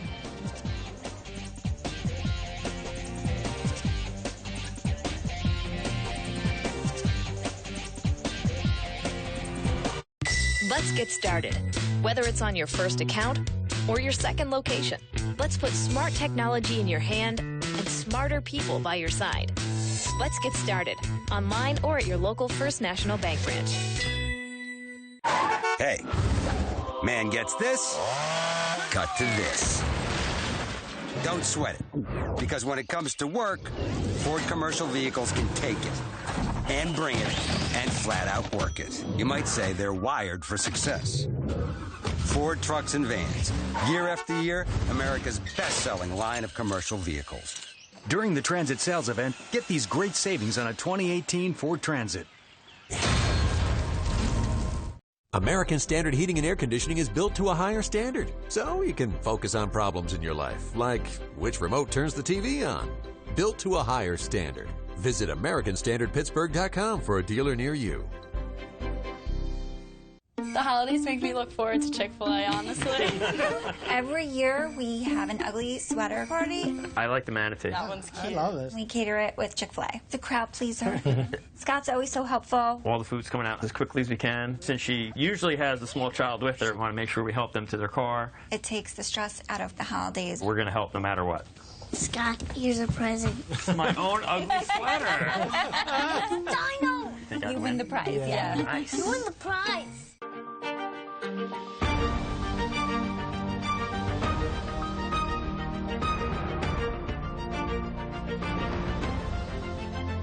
Washington and Jefferson College. Are you ready? Let's make it easier for you to manage your money. Or send it to people you know with Zelle. Let's give you an on-off switch for your debit card and live support at your ATM.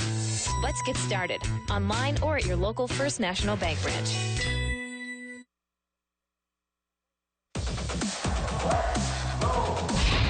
We are back with more of the First National Bank halftime show at Heinz Field.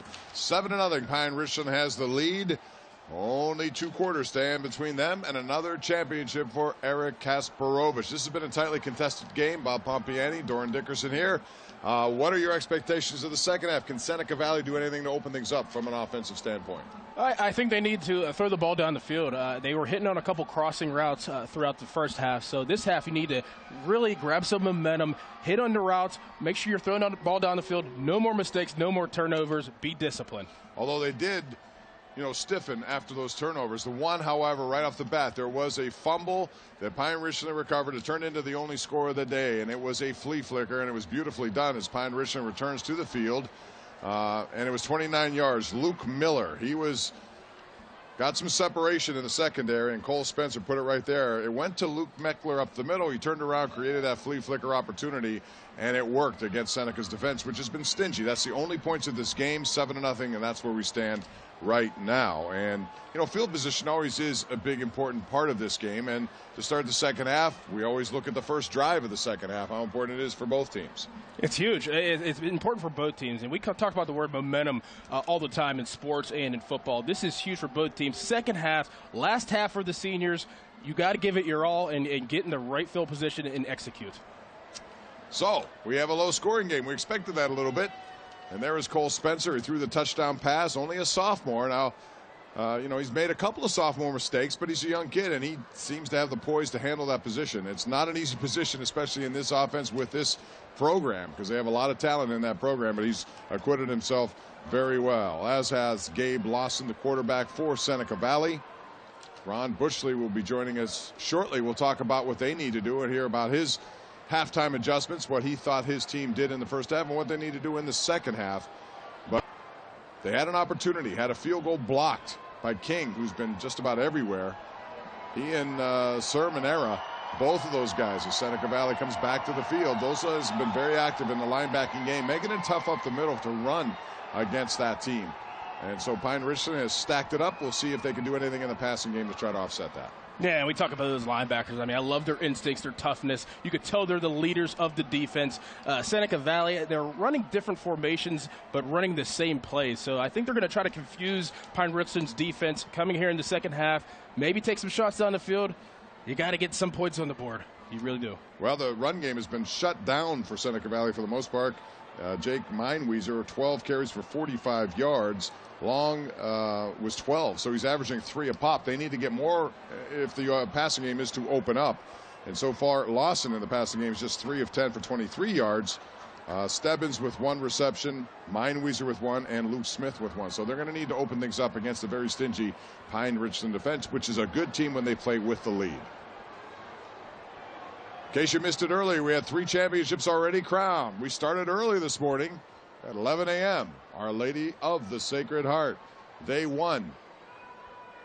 And then it was Aliquippa. They took home the 3A championship in the 4A. What a game it was. South Fayette goes on in the last play of the game, an interception that sealed the deal for their defense as they beat Thomas Jefferson. As you heard Tim say, Doran, Chirpak said if they had scored there, they were going to go for 2 and try to win the game right then and there. Don't even mess with overtime. Yeah, didn't even want to mess with overtime. I mean, Chirpak, that's the type of guy he is. He was going to go for it. All right, Coach Bushley has joined us now. Coach, your team at halftime now, pretty stingy defensively. 1 play got you right after a turnover, a well-executed flea flicker, something they went into their bag of tricks. What do you got to do in the second half to turn things around? We just got to keep playing good defense, and we got to get our run game going, and kind of get back to who we are. I mean, it's a back and forth game. We gave them their turnovers in the first half. We gotta do the same in the second. Coach Doran Dickerson here. How do you keep the morale up of the players and make sure they're confident going into the second half? Well, it's 7-0. I mean, we're one big play away from turning it, and we've been down before at halftime, and our kids are, we're prepared, so we're going to get after them second half. Ron, thanks for your time. Appreciate it. All right. Great job you've done this year. We look forward to a good second half. Pine Richland has the lead 7-0. We have 2 quarters left unless there's overtime. We thought we might get that in the last game, but it ended up 31-24 in favor of South Fayette. And there's Gabe Lawson, the quarterback, who will try to get things going for this offense.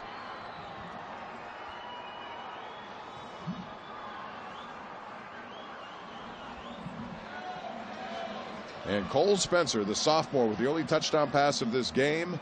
And it was a well-diagrammed, well-executed play. And you see some of the passion right there. Knowing what's on the line. 1 half of football left. The message being delivered.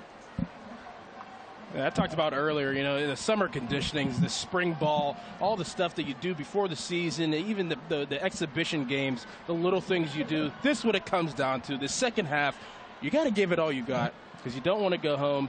And you want to win a championship here at Hines. All right, see the passion of Sage Lay over there. He was getting his team ready to go. And he's made some big plays here. He had a big sack early in that game. He came unblocked off the edge to get to Cole Spencer. One of the negative plays that Seneca Valley had in that first half. You see the young quarterback, Spencer, only a sophomore. He looks younger than that, Dort. He's a young-looking kid, but like I said, he handles it well. He's a multi-talented kid, can run the ball. He's had a lot of success in the running game. He also can pass the ball, as we saw with that 29-yard strike right on the money to Luke Miller. We're both impressed by his poise. You know, his poise in the pocket, his poise as a young player. His poise, I mean, going out there and seeing that logo in the middle of the field, I mean, that has to be a little nerve-wracking. I mean, looking around, seeing where you're at, seeing who plays here. The poise of this young player is unbelievable, and we're going to see it in the second half, and he's probably going to try to lead his team to a victory today. And the turf here at Heinz Field will be replaced, as it always is after these 4 championship games. Jimmy Sacco and his team do a wonderful job here. It always looks great late in the season, and for 4 games today, looks pretty good as well, as we're ready to go with the second half. Kickoff. Pine Richland has it, and we're going to get a return here at the 10-yard line. It's Meckler trying to find more running room to the outside. It closes quickly, and he's brought down at about the 24-yard line. So Luke Meckler with the return. Pine Richland has a chance to make a statement here. And so does Seneca Valley defensively. We'll see what they can do. Trailing 7-0 as the Rams have that lead, trying to finish what would be another outstanding season and back-to-back championships. Thomas Jefferson was denied in their quest to make it 4 in a row by a very, very talented South Fayette team. 21 third-quarter points was the difference in that game, as TJ led by 11 at halftime. They saw it evaporate in that third quarter. Handoff right up the middle. And running with the football right there is Anthony Sermonera. He's a big load at 210 pounds. We see in that linebacker. Stebbins also a big guy, so those two guys came together.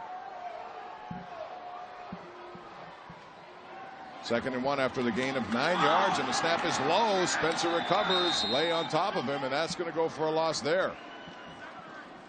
Yeah, you got to find something. You got to figure out how you're going to make this a momentum switch for this game. So having a play like that, backing them up a little bit, is good for the Seneca Valley defense. Seneca's finding a way to get him free to the ball. He's not picked up over there by Pine Richland, and he had one of those plays earlier in the first half where he came in uncontested and resulted in a 10-yard sack. Here comes pressure again, this time up the middle, and it forces Spencer to move, and he flings it along a la Ben Roethlisberger.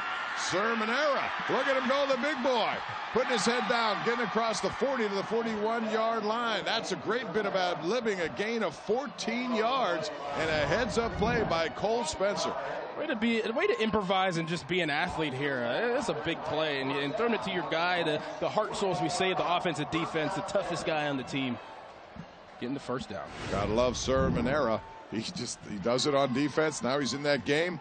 Kind of a fresh look on offense, and look at Spencer. Quick burst up the middle, following his offensive line, opening up holes. Mike Dorundo, Michael Kadick up the middle, and that was a nice gain as well. Pine Richland looking to get some movement here, going a little more faster pace of offense, trying to catch Seneca Valley off guard on defense. Spencer again, this time a little bit off right tackle there. It's a shorter gain, but it gets first down yardage, and it moves the chains. So now they're into Seneca Valley territory, number 5 over there. Josh McLean made the play defensively for the Raiders.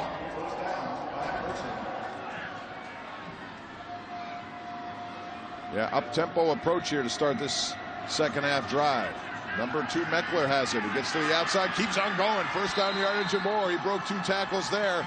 Evan Smith eventually took him out of bounds, but a nice run by number 2, Luke Meckler, the junior. You saw the little burst that he can give you to the outside. Yeah, you talked about him being a track star and how fast he is, but he lowered that shoulder there, showed he's a tough runner. He could do it all in the backfield. Gain of 12 that time.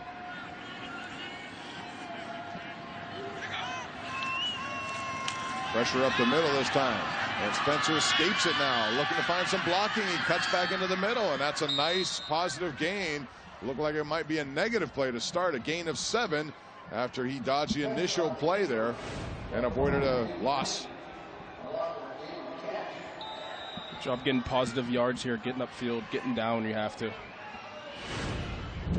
Once again, Not much time being used. Here's Meckler, and they're wearing down Seneca's stingy defense as they get to the outside. Another first down and a gain of 10 more yards for the junior running back, Luke Meckler. The big offensive line paving the way, and they got some big guys there. Kristofic, 275. Kadick, 270. Durundo, 257. Brian Bales, 300 pounds. And Brian Bales, an interesting story, too. The left tackle over there. He's a kid involved in school plays, the choir. He's a guy who likes some of the center of attention out there, but he plays an unglamorous position in the offensive line. But he doesn't mind because he's a big guy who opens up holes. It's all-around kid there, you know, getting a little bit of different cultures there. I love it. I love expanding your repertoire. 2nd and 6. Now we have an injury there. Seneca's David Takich being helped off the field. He looks like he's okay.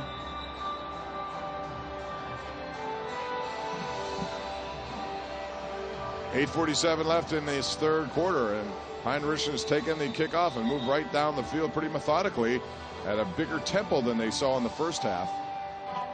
So Ron Bushley and his team need to come up with something to stop this and prevent some more points. They're down 7-0. And one of the goals of Pine Richland here was to get long drives, occupy that clock, and do to Seneca what Seneca has done to a lot of other teams, like North Allegheny, like Central Catholic in their first 2 rounds of the playoffs. Bushley's defense, I mean, they're close. You know, they've been to the quarterback close, and they're right where they need to be. They just need to make a stop. Here's Spencer now, cutting to the outside, escapes one, follows the blocking of number 1, Shane Caffardi, and he's into the end zone. A 16-yard touchdown by the sophomore Cole Spencer, leading the way. Caffardi, the senior, opening up the hole, and a nice burst there by Spencer, and it's 13-0 Pine Richland. Yeah, direct snap. I mean, little stiff arm getting outside. Nice block by the receiver here, diving in the end zone. Know what's at stake here. Diving in the end zone, giving your all touchdown. The first surge came from the offensive line. Caffardi then never stopped as the wide receiver. Just a little bit of a block there gave Cole Spencer the opportunity. He needed a 16-yard touchdown, and the Rams have jumped out to a 13, now 14-point advantage. And Seneca Valley has its work cut out for them right now. Cole Spencer, very poised for his sophomore, shows what he can do on the football field on that drive. Seneca now down 2 scores. At Thermo Twin Windows, customer satisfaction is a beautiful thing. From concept to creation to delivery, every Thermo Twin window is handcrafted by a team of dedicated employee owners. Our customers know Thermo Twin Windows is more than just a company. It's a family that has been serving the Pittsburgh area for 46 years. Right now, get up to 40% off windows with no interest financing during the winter installation special. Thermo Twin Windows, employee owned, Pittsburgh made. We are back at Heinz Field, the bright lights, the big stage. We want to remind you about a CW program called All-American, inspired by the life of NFL player Spencer Pasinger, when a rising high school football player from South LA is recruited to play for Beverly Hills High. The wins, the losses, the struggles of 2 families from different worlds, Compton and Beverly Hills. They collide. Dream big, stay real. All-American, Wednesdays at 9 on Pittsburgh's CW. What an impressive drive to start the second half. They're always big. That was impressive for sure. And it was a long one, too. 10 plays, 76 yards. And it took 3 minutes and 22 seconds. And the big thing is it resulted in 7 points, not 3. And so Seneca Valley needs to get things working offensively against a good Pine Richland defense. For Seneca Valley right here, you need to get some chunk plays. You need to move the ball down the field. You got to get some momentum rolling. I know I keep using the word momentum, but it's huge in a game like this. At this point of the game, got to grab some momentum down the field. Get a chunk play. So Gabe Lawson back in at quarterback. Jake Meinwieser has been their primary ball handler, although it's been kind of slim pickings for the run game in general. Not many areas to run, and here's another well-diagnosed play here. Number 63, he was on top of that one, Trent Miller.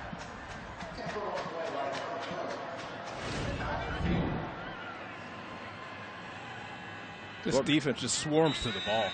Yeah, nowhere to go at all. Merrick Miller also involved. King. They just clog up the middle, and if you're trying to run against that, it's like running into a wall, and that's what we've seen so far for most of this night. Lawson now trying to go down the field, has his man there, and it's a completion for number 5. That's Josh McLean, and look at him down the sidelines. Luke Meckler finally picks it up. That ball of first looked like it was going to be overthrown. He came down with it, and then he turned it into the biggest play of the night here offensively for Seneca Valley. That's a gain of 49 yards on the connection from Lawson. That's the play you're looking for. That is the big play that your offense is looking for. Now you can build off of that. Now you're in the red zone. You're on the 12-yard line. Time to punch it in, score some points, and get back into this game. There were 2 receivers in that same route, and it went to the man, McLean, who was there, the senior. An interesting route, though, as it turned out. That's a handoff straight ahead to Meinweiser. Not much. Miller and Smith on the combined tackler. Actually, not Meinweiser. I beg your pardon. That's Evan Smith. Only a gain of 2, but they're at the 10-yard line now. They still can get a first down here, Doran. But it's tough sledding at this part of the field. This is when the field gets smaller, the opportunities and the windows get smaller as well. Right. And pistol formation.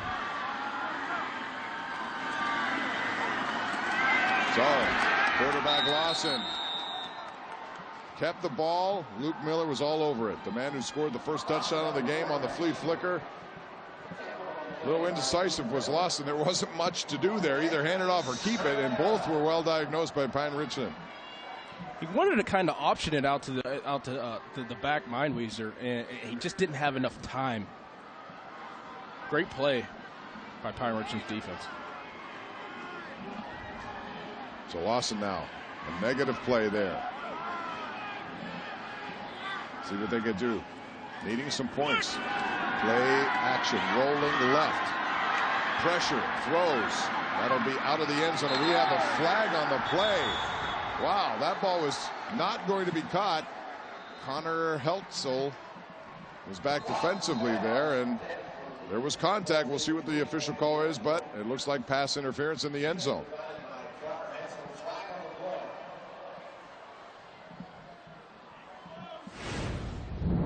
That was a tough throw. Rolling against the grain, he had to stop. And I thought he was just throwing it out of the end zone, but... Holding. Defense.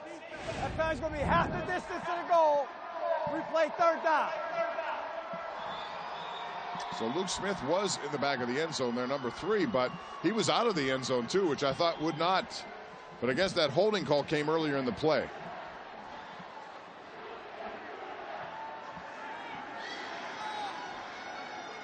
You see the Seneca Valley crowd now coming to its feet. Sensing an opportunity to get back in this game now. Although on a play like that, you heard Charlie Batch earlier, he talked about being an automatic first down, is where you see a lot of times it doesn't happen in this situation. It's half the distance, and it's still 3rd down. Huge 3rd down here for Seneca Valley. 3rd and 4. Sidecar here. They need first down yardage to keep this drive alive, but they're not going to get it. Immediately diagnosed. Meinweiser going nowhere there. And once again, it's King, Tyler King, shot in number 8. Tell you what, it is tough against that Pine Richland front 7, man. They make it difficult to get any kind of openings. And Seneca Valley has a good offensive line that is capable of opening up some holes. They're just not going to be there on a consistent basis. And Meinweiser looks to be shaken up a bit. We have another player down as well. Pine Richland's defense is fast, too. I mean, they get to the ball. Package was hurt before, is being helped off again. We'll take a break. 14-0. Another big play coming up. Let's get started. Whether it's on your first account or your second location, let's put smart technology in your hand and smarter people by your side. Let's get started online or at your local First National Bank branch. A college basketball tradition continues Friday, November 30th when the Pitt Panthers take on the Duquesne Dukes at PPG Paints Arena in the City Game, presented by GNC. Local bragging rights are on the line in this annual College Hoops Showdown. Tip-off is 7 o'clock p.m. Get your tickets at the box office through Ticketmaster or charge by phone at 1-800-745-3000. It's Pitt versus Duquesne in the City Game, presented by GNC. November 30th at PPG Paints Arena. Tickets are on sale now.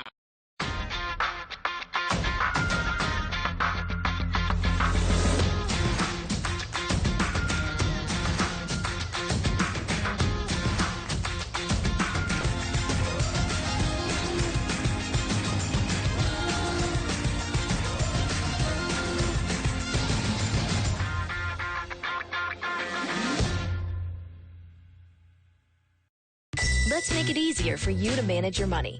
Or send it to people you know with Zelle. Let's give you an on-off switch for your debit card and live support at your ATM. Let's get started, online or at your local First National Bank branch. We're back. Thermo Twin WPIAL Championship Weekend presented by PNC continues. Pine Richland up 14-0, and a big play coming up here. 4th and 4 for Seneca Valley. They're down 2 scores. They need to get on the board, and they can still get a first down. Gabe Lawson, their quarterback, takes a high snap, looking for a slant. Under pressure, throws back of the end zone, and the pressure resulted in an errant throw. And not much you can do. Pine Richland had that covered all over the field, Doran. No openings. He just tried to make something happen, and it wasn't to be. It wasn't. All over the field, and everybody's blanketed. Good pressure on the quarterback. This is a tough area to score points and to find windows, and everything was covered here. Great job by the Pine Richland defense. Yeah, it starts with coverage down the field, and then Connor Hetzel applied pressure. And when you have nobody to throw, there's not much anybody can do in that point. That's just a really good defensive play. And the options were limited. Pressure is always a good thing, though. No matter what level of football, you put pressure, you can make even the great quarterbacks look average. Pine Richland takes over. Sermonera. He had a big carry the last time. Josh McLean with the stop right there. And he comes up hobbled as well. He and King have been very active in the defensive side of the ball, and now he goes down, has an ankle injury, it looks like. Wanted to update you with Noah Campbellong, who got injured in the Our Lady of Sacred Heart game, was taken to the hospital. From what we understand, he could be undergoing surgery. It was the same ankle that he injured before, and we certainly wish him all the best. He was having a really good game at that time. So now it's time for an unsung hero. Let's talk about that. Brought to you by Westminster College. I'm going to go with Sermonera. Because he was, you can pick a lot of guys on defense if you want, Doran, for Pine Richland. But they're linebackers. They are the leading tacklers. They kind of set the tone for how they play defense. There are a lot of sung heroes, but we're talking about unsung. Who would you pick? I'm going to go with the big dog, Andrew Kostovic. The offensive line is playing great today. They're dominating up front and on defense. And, they're making plays. They're getting after the quarterback. I like a big guy here. I like to give this award to a big guy. Andrew Kostovic is my unsung hero. So you look at Sermonera. He's got 5.5 tackles in this game. He's got 2 tackles for losses in this game. He's got a big run in the fullback position. He's done a lot of big things. So has, I could have easily taken King as well, because he blocked a field goal. He's made some nice plays in the backfield. But it's always a team effort. And Pine Richland, both these teams, very lucky to have a lot of big playmakers at big positions. Those are the unsung heroes, brought to you by Westminster College. It's now a 2nd down and 6 for the Rams. Inside, you got to be careful here not to make a mistake, too, because Seneca Valley can get back into this if you do. And it's Cole Spencer going to the outside, taken down, close to first down yardage. McLean was there once again to make that play. We'll see what they call. And it is good enough to move the chain, so he gets the necessary yardage, and it is first down. Gain of 7. They needed 6. Somebody on defense here, if you're Seneca, has got to come up with a play, whether it's trying to get that ball loose, strips, fumble, whatever the case. But Heinrich is in a position now if they could put together a drive, and that's another low snap, but it's picked up by Spencer. Flag comes down very late in that play. It was Stebbins who made the play defensively.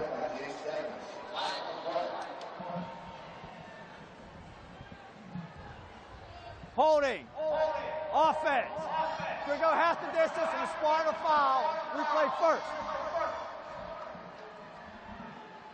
So those are never a good thing if you're trying to keep a drive going, especially deep in your own territory. This is where you have to capitalize on defense if you're Seneca Valley. I mean, a penalty backing them up. You got to capitalize here. You got to throw a blitz in there, maybe a little stunt to get to the quarterback. Stop him here, and you can grab some momentum moving forward. Ron Butchley's done a wonderful job here, taking over Dave Vestal, the longtime Hopewell coach. He resigned in 2017, and Butchley was on the staff and didn't think he'd get back into the head coaching game, but he did, and took advantage of his opportunity, has made the most of it here. Nice play by Stebbins against defensively on Luke Meckler. Nice short tackle there by Stebbins coming downhill. Limited to 3 yards. That's up 2nd and 15. Down in distance in the favor of Seneca Valley now. And now Spencer moving backwards. Dangerous throw along the sidelines. It was well covered there by Ryan Christoback. And we had a flag thrown down.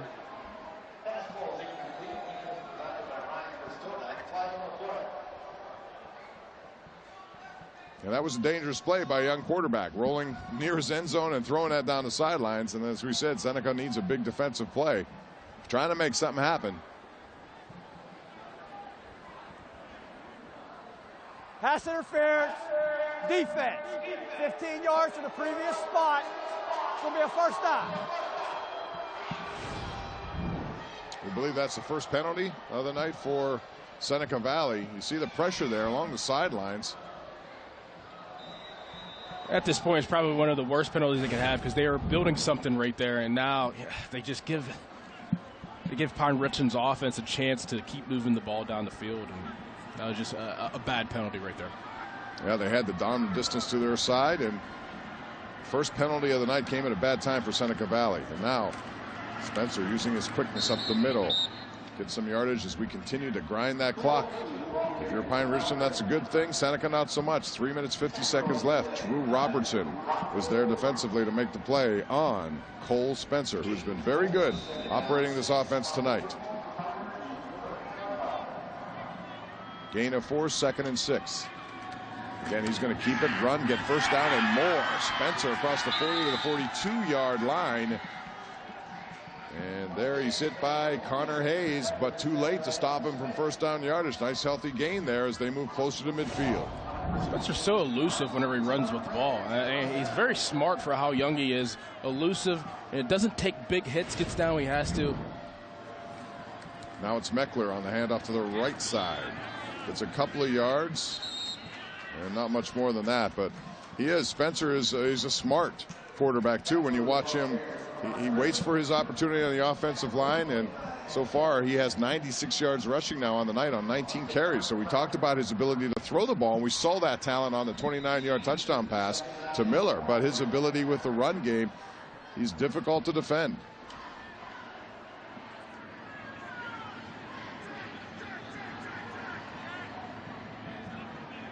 Now they get the call in from the sideline. Again, a lot of hand signals going on.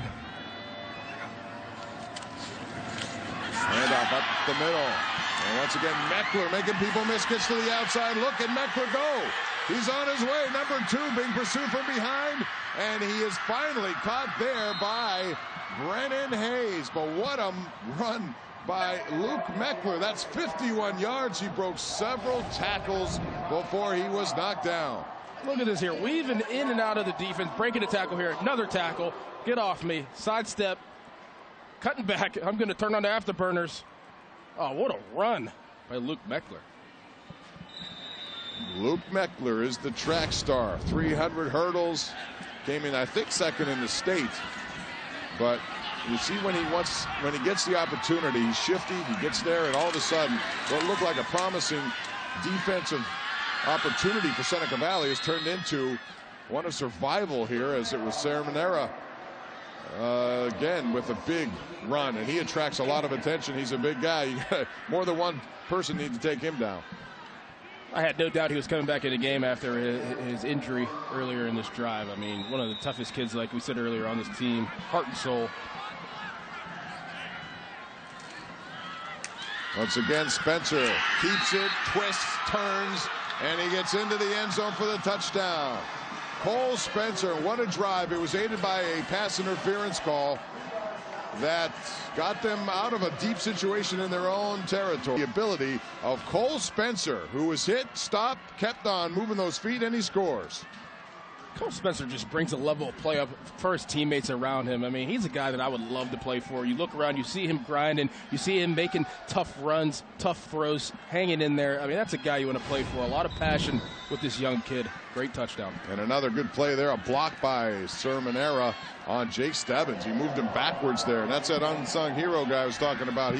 Little plays make a big difference, and that was the lead block on the touchdown, and now has Pine Richland on top of Seneca Valley late here in the third, 21-0. Sophomore looking big on the big stage is Cole Spencer. 20 rushes, 99 yards, a couple of touchdowns. And of course, he has that nice throw that we saw on the flea flicker to Luke Miller. Look how calm and collected he is right now. I mean, he just acts like he's been here before. He's a sophomore, probably 15 years old.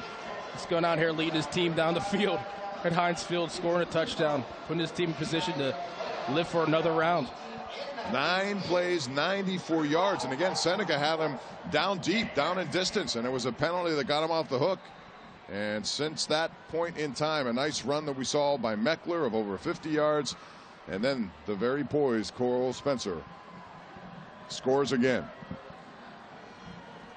Impressive work by Pine Richland and their offense. And now they close in on just about a quarter away from another championship. Seneca really has its work cut out now. They're going to have to come up with some plays. And typically go against what they like to do. I'm going to take some shots down the field, maybe some play actions.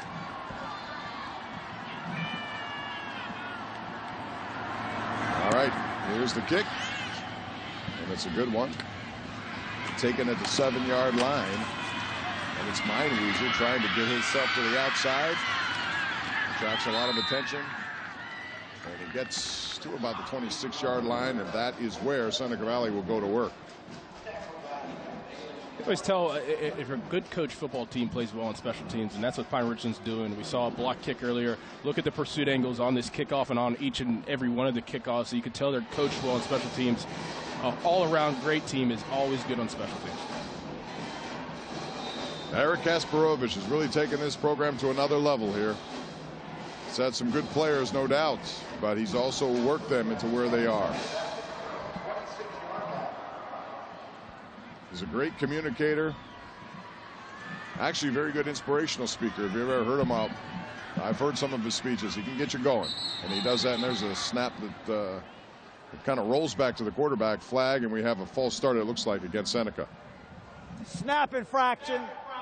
Offense. 5 yard. Still first down.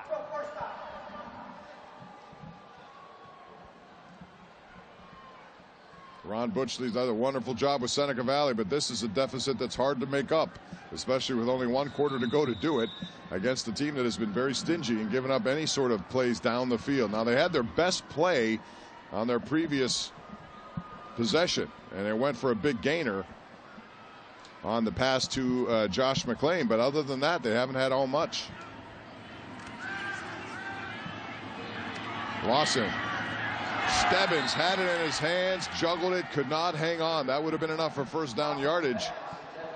And Stebbins looks to have hurt his left ankle or Achilles area, stretching out that foot right now. Yeah, simple crossing route. Just took his eye off it a little bit. I wish he could have that one back. Yeah, normally very sure-handed. That one maybe was looking down the field a little bit. They're stretching out that leg. And they're one of their best players, Jake Stebbins.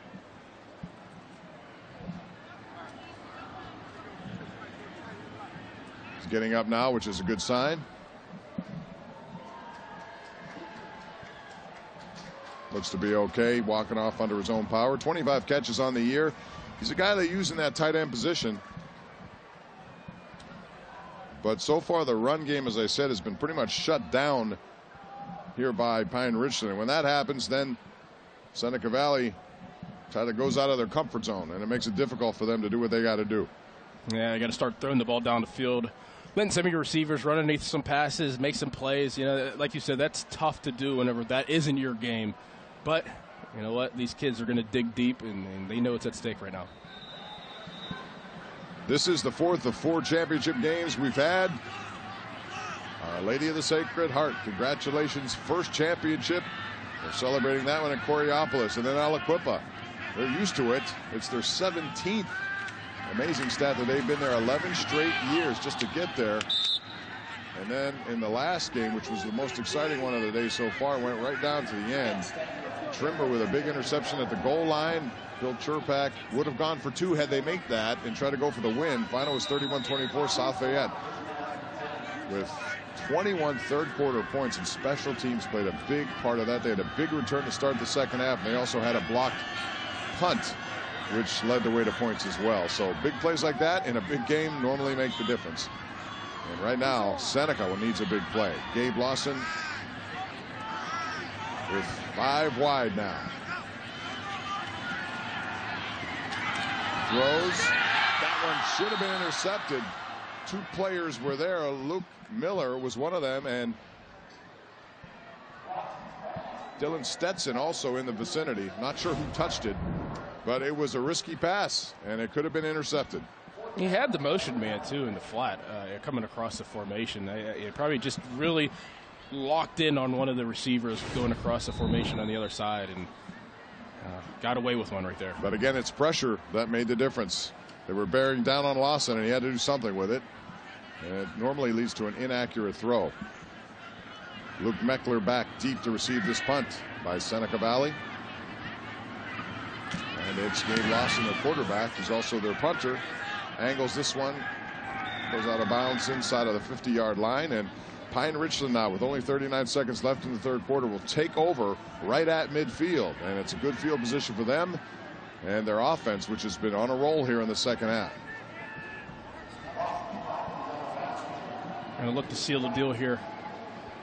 Their offense it has been rolling. I mean, they've been hitting on a bunch of different run plays. You know, their young quarterback has taken over. His poise, his athleticism, all around good player, good young player. We're going to look to put it in his hands to seal the deal here. Bodes well for Pine Richland moving forward in 6A. They return a lot of these guys. We've talked about them. They're getting a lot of experience in these big game situations. And Pine Richland, their way to the playoffs, it started with a win against Mount Lebanon. And they really came up with 39 points in the second quarter, I believe. They air it out right on the money. And there is a touchdown to Shane Caffardi. What a throw by Cole Spencer right after that punt. 50 yards, 1 play to the house. Caffardi got behind the fence, and that ball dropped right into his hands. You couldn't have thrown it any better than Cole Spencer did right there. Man, I mean, just keep it in his hands like we said before. Gets a little bump as the receiver looks over his shoulder. Nice catch. Touchdown. Wow, there was some contact there, but Caffardi kept running. The ball was right there. And again, it was Spencer, the sophomore. He was under some duress there. That's the second 1-play touchdown drive that they've had in this game. Remember the other one? It was a touchdown pass after the turnover. And it was the flea flicker that resulted in it. And this kick is no good. One of the few things that hasn't gone right for Pine Richland. So it's 27-0. They took 1 play to get it done twice tonight. We saw Aliquippa score 5 touchdowns in a total time of 1:58 today. So you talk about quick strike. Pine Richland struck quickly right there. You know, for a team that runs the ball a lot in Pine Richland, and to have a quarterback, and we keep talking about how young he is, but that ball that he just threw was so on point. You got to be impressed with a guy like that, a young kid thrown to his receiver. A nice catch by the receiver, too. Great job up front protecting the quarterback. I mean, it was just an all-around great play. Way to respond on a special teams punt return. Well, I'll tell you what, he's looked like he's having a good time. Very poised for a sophomore. You don't see sophomores generally at this level command an offense the way he has.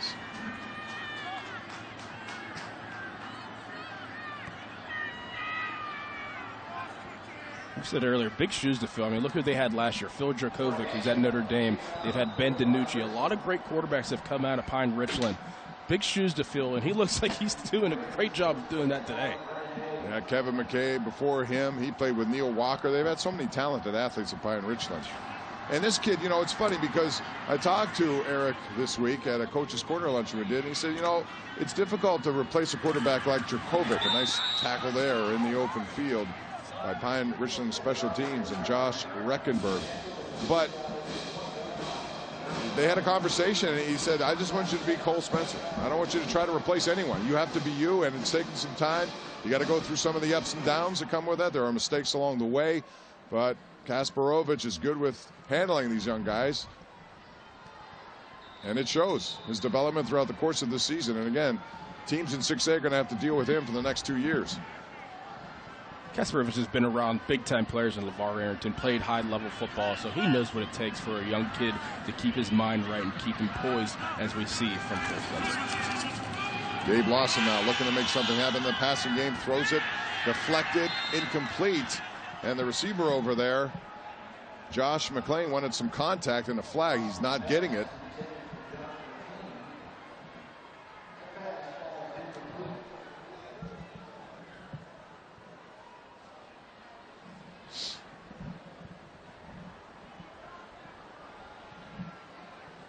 Difficult position to be in if you're Seneca Valley. They don't have a lot of plays or players to go down the field and stretch it. They're more of a workmanlike team. But again, some of the early mistakes, and Pine Richland capitalized on them. And now we have another stop. The last 29 seconds here is taking a long time to play. Yeah. And I say that from someone who's been here very early this morning. So trying to get that clock moving here a little bit. You're a machine. You're a machine, Bob.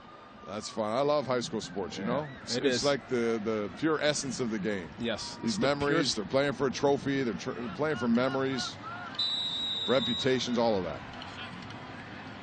Purest form of football. 2nd and 15 now for Gabe Lawson.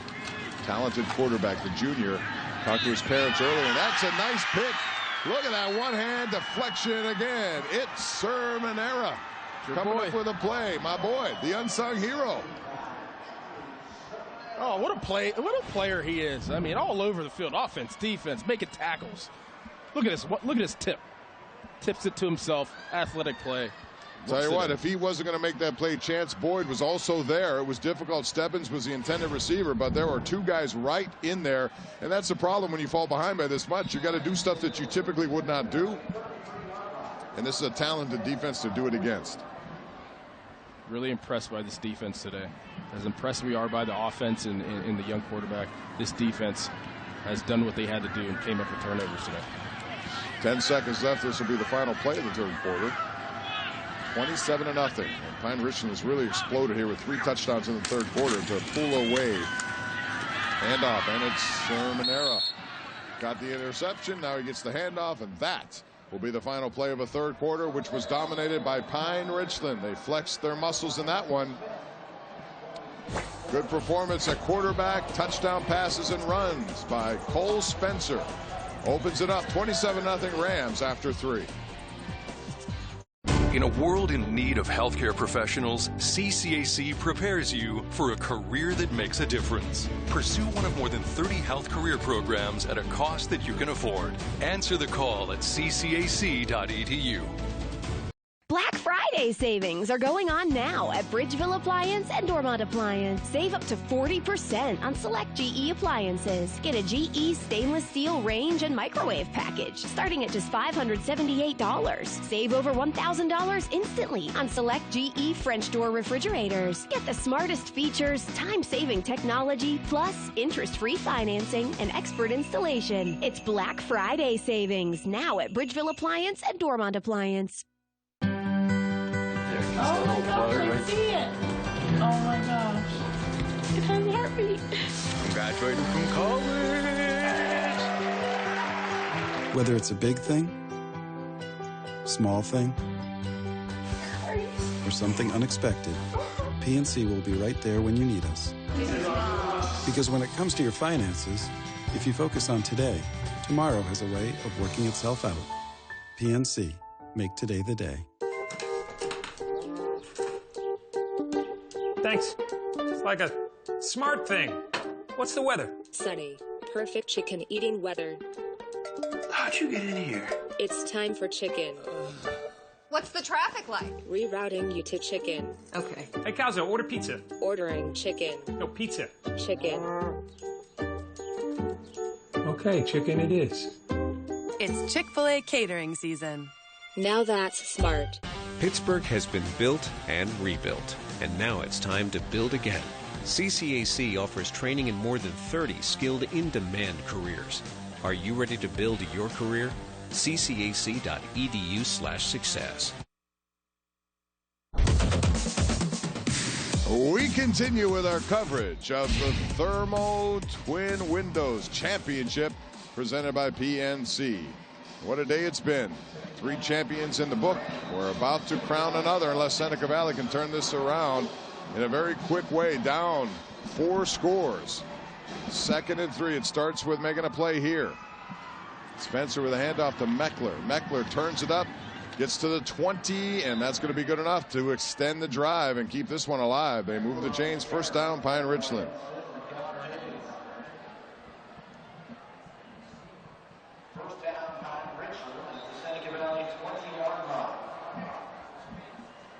Coming up in a moment, we'll check out the People's stats so far through 3 quarters, and it has really been a big 3rd quarter by Pine Richland that has taken a 7-0 halftime lead and made it what it is right now. Here comes Meckler again, putting his head down. Ball comes out, though, in the end zone, and it is recovered by Seneca Valley. Connor Hayes was there as Meckler was trying to get extra yardage. Ball came out, really the first mistake of the day by Meckler, and that's a touchback, but it preserves an opportunity here for Seneca Valley to try to get back in this game. It had to start with a defensive play, and they made it here. This could be what they need to get back in this game. Now you got to put a drive together. You got to put a series together on offense. You said earlier, Bob, that they're going to be uncomfortable doing some things that they never do. It's time to step up. It's time to start taking some shots down the field and get back into this game. They were knocking on the door there. A good play, too, to rip that ball out by Josh McLean. He's been a very active player for Seneca Valley. Very good player. Sir Manera now resets himself into the... I'm sorry, it's mine. I got Sir Manera on my mind now because he's making every play. He's my unsung hero. Now it's time to check out the People's Gas stats. And you see what happened there in that 3rd quarter. Pine Richland had their way in the first half, but Seneca Valley escaped with some good defensive plays when they needed it most. But overall, 351 to 126. That's domination by Pine Richland, and they do lead 27-0. Brought to you by People's Gas, making your life better. Thank you, Peoples, and all of our sponsors who've made this all possible today. We're happy to have the opportunity to bring you all of these games, and then we have a lot of programming coming your way on Pittsburgh CW Sports-wise. Tomorrow we have a special edition of the Sports Call after the Steelers game. Tyler King, the other outstanding linebacker, number 8, with a big play there.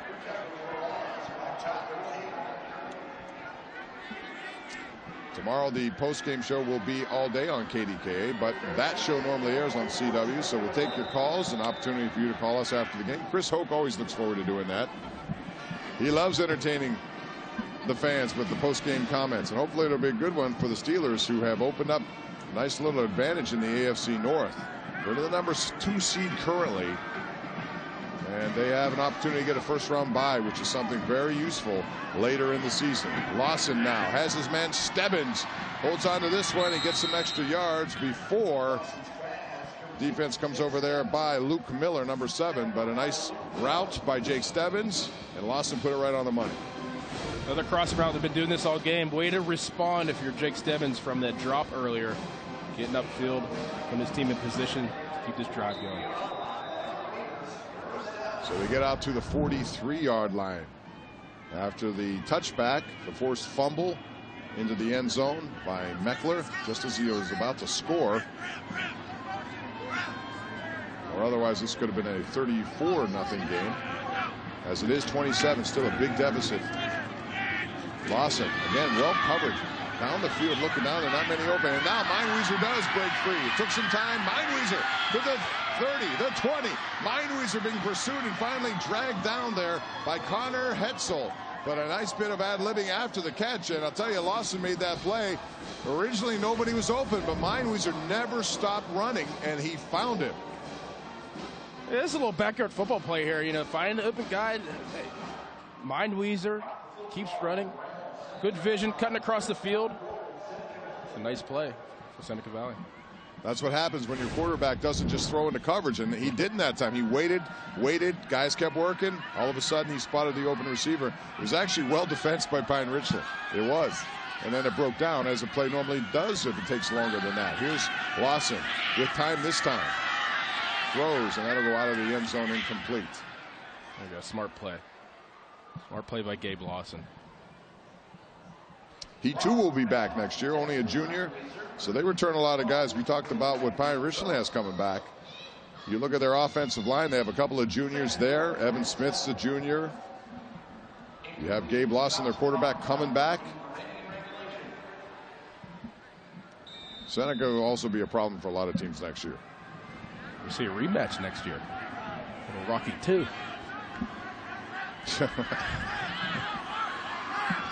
Hey, you never know. The unpredictability of high school football. Lawson, quick into the end zone, has his man, and that is a touchdown for Luke Smith. Nice throw by Lawson, put it up high where only he can get it as he backpedaled, got the foot down, and Seneca Valley turns that touchback and a good defensive play into points here. So there's still a long shot here to come back, but that's how it starts, with a defensive play turned into an offensive touchdown. It was almost a fade back is what we call it. You know, he threw it kind of back shoulder. Knew that he was going to run out of real estate when he was running in the end zone. Threw it back shoulder. Nice adjustment by the receiver. Now the point after is a line drive, but it gets the job done. So we have a 3-possession game, 27-7. Could have been 34-0, but a nice play there. And again, it was Josh McLean knocking it away. They recovered for the touchback, and they go down the field to score. Seneca's on the board. Visit westernpadouglas.org and find the best Mitsubishi Diamond contractors and bring ideal comfort to your whole home, even the hot spots. Go to westernpadouglas.org for easy-to-install, quiet Mitsubishi ductless systems. Make comfort personal with Mitsubishi Electric Cooling and Heating.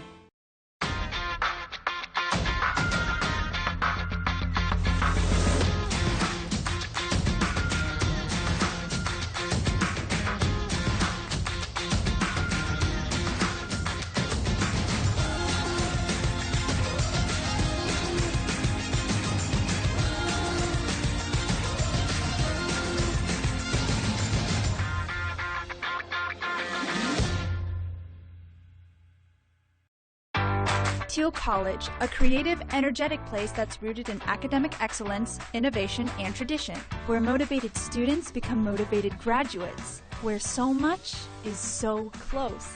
Teal College, that's where. This is affordable housing. As Pittsburgh continues to grow, so does our need for safe, accessible, affordable housing. Top-notch, new, affordable housing is currently being developed in communities like Skyline Terrace and Larmer, East Liberty. We are Pittsburgh's premier provider of quality, affordable housing. Find out more at www.hacp.org or follow us on Twitter at HACP1. Bob Pompiani, Doran Dickerson, Selena Pompiani with you as we continue our fourth and final game of the day. And right now it's all Pine Richland. Although Seneca Valley, they keep grinding. They had to make a defensive play. They did. A forced fumble in the end zone touchback, and they drive the length of the field, Doran. So, hey, they may run out of time, but they're not giving up, and they need to make something happen now. And is it too early to do an onside kick? Is it too early to try something out of the normal? I'm pulling everything out right here. I mean, 9:09 left in the game, 9:09 left in maybe your season. I'm pulling all the things I have in the arsenal out right here to figure out how to get some points on the board. Seth Winters, outstanding soccer player. He's their kicker, number 29. Let's see what they look to do here. Got the hands team up just in case. And Kasparovich maybe want to talk this out. That's their first. Yeah, if I wasn't mistaken, I'm not sure. I think Seth Winters, as a soccer player, was going to play for a state championship. I don't know if their team made it there or not. I did not see a follow-up on that, but he had an opportunity. And I thought, and I may be wrong here, so if someone's out there want to tweet me on this, at KD Pomp, that their state championship might have been earlier today. So I was thinking he's going to pull a Deion Sanders and he's going to fly from one place to the other if that was need to be their kicker. I don't know if that happened or not, but I heard that story earlier in the week and I didn't see it come to a conclusion. So while we're on the topic of high school soccer, West Allegheny won their first state championship yesterday in soccer. So congratulations to them. A lot of good soccer teams around here. Of course, the Pittsburgh Riverhounds play over at Highmark Stadium. They had a really good year. They're going to try to build on that for year two for Bob Lilly. If they got knocked out, felt like they could have won that game, the first playoff game that they had at Highmark Stadium, but something to build on for next year. All right, so Kasparovich calls the timeout. They rethink this thing. We'll see what Seneca tries to do here. It's about possessions now with only 9 minutes left. Seneca Valley's got to come up with more of them and quickly. Little razzle-dazzle, and it is an onside kick, and it looks like Seneca has it. Nick Cook, number 6, is he the man on the bottom? Does he have the ball? It looked like it went 10 yards, and Cook has something cooking for Seneca Valley. That was a perfectly executed offensive or onside kick there. Perfectly executed. Great job by the kicker, getting some bounce. You couldn't have drawn it up any better than that. Took the big hop when it needed to be, little razzle-dazzle, misdirection, and Nick Cook came up with it. Perfectly executed. So Gabe Lawson comes back on the field after throwing a touchdown pass in the last possession to Luke Smith. Let's see what they could do here. Again, time is of the essence. Only 9 minutes and 6 seconds left. They're down by 20 points. Lawson now rolling, looking, and throwing out of bounds. Again, not much available in that secondary. Watching it downfield, Doran, it was all well covered again. Yeah, blanket coverage by Pine Richland's defense. They've been doing a good job with that all night. I mean, as we've seen, there's only 7 points on the board by Seneca Valley. So great job by the defense again for Pine Richland. Intentional grounding, offense. What? Lost it down. It's going to be third down. Did you see that? I thought he was out way out of the. He rolled to his right. I thought he was out too. I did not suspect that call. I didn't see the flag until late, and I didn't think it would be for that. Let's watch this again. See where he throws this, and he's almost at the sideline. There was nobody there. I get that, but correction, second down.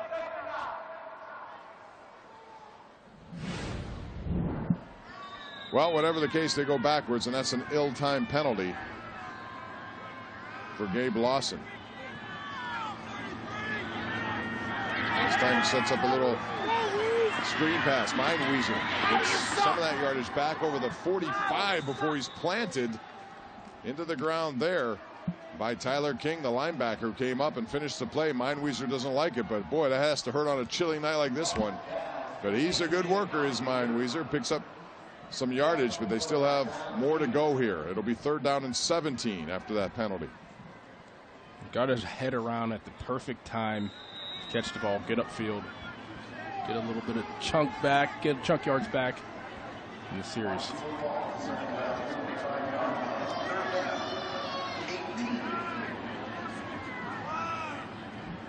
Lawson back to the shotgun. Fake the pitch, throw down the field, and this one is going to be picked off by Pine Richland's Caden Schweiger. Schweiger has some blockers at the 30, the 20. Schweiger cuts inside, and he goes the distance for a pick six. Caden Schweiger, and that is a big play defensively. 55 yards or thereabouts. But again, Seneca Valley trying to force something, and Schweiger stepped up and made the play. Just so impressed by this defense all around, up front, linebackers, the defensive backs on the back end. Schweiger, I mean, it's just stepping in front and taking it to the house. I mean, that's what you got to do. You got to score once you get that interception.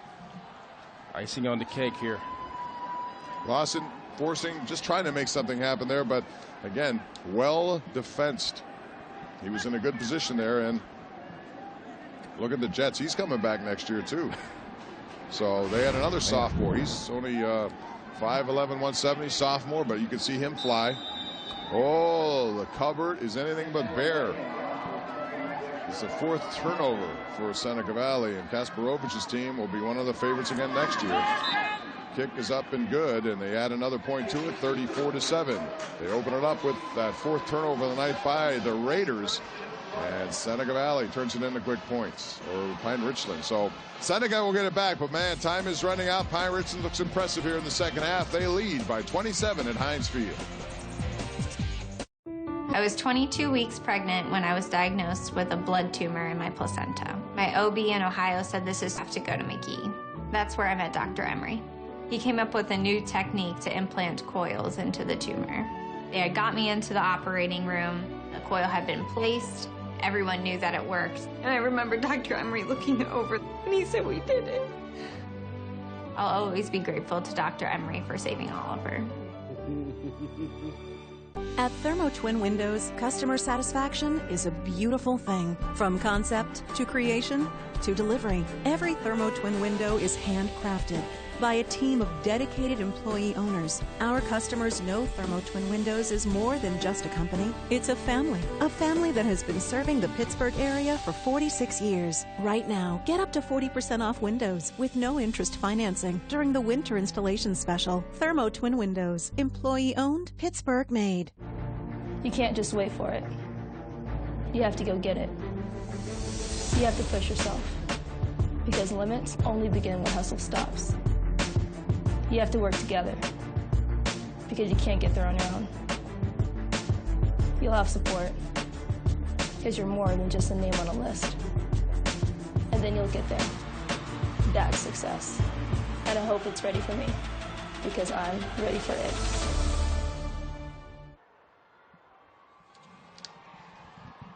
We're back at Heinz Field. Pine Richland, their band, their cheering section on their feet after a big pick six return by Schweiger to make it 34-7, 55 yards. Made the play, got some blocking, turned the Jets on, and he was gone.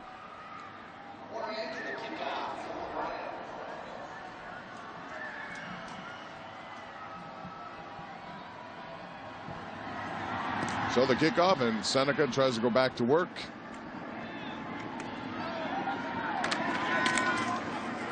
It's taken there by Luke Smith, trying to find an opening somewhere. Gets across the 20 to 23. That's about all he's going to get on that return. Seneca now with 8:20 left will go to work.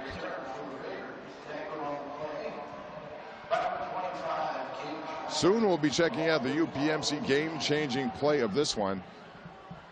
And it really was a tight game, Doran, in the first half. Only one score. In a 7-0 game, it was a flea flicker, and it was a turnover that preceded it. That would be mine, just because at the time, the turnover gave an opportunity. Pine Richland, they've had 2 one-play drives in this game. Here's another one. Almost Schweiger had one in his hands. Again, penalty flag on that play.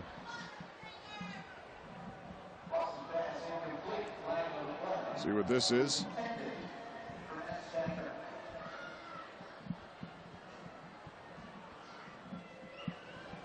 That play that I mentioned was the play that gave them the lead and the only points. And again, it turned a really tight defensive game into a lead for Pine Richland. And boy, the second half, they deferred. They got the ball And they made it, actually, no, Seneca Valley won the toss. They got the ball in the second half, and they made a statement drive right there. Offense. That penalty will be declined.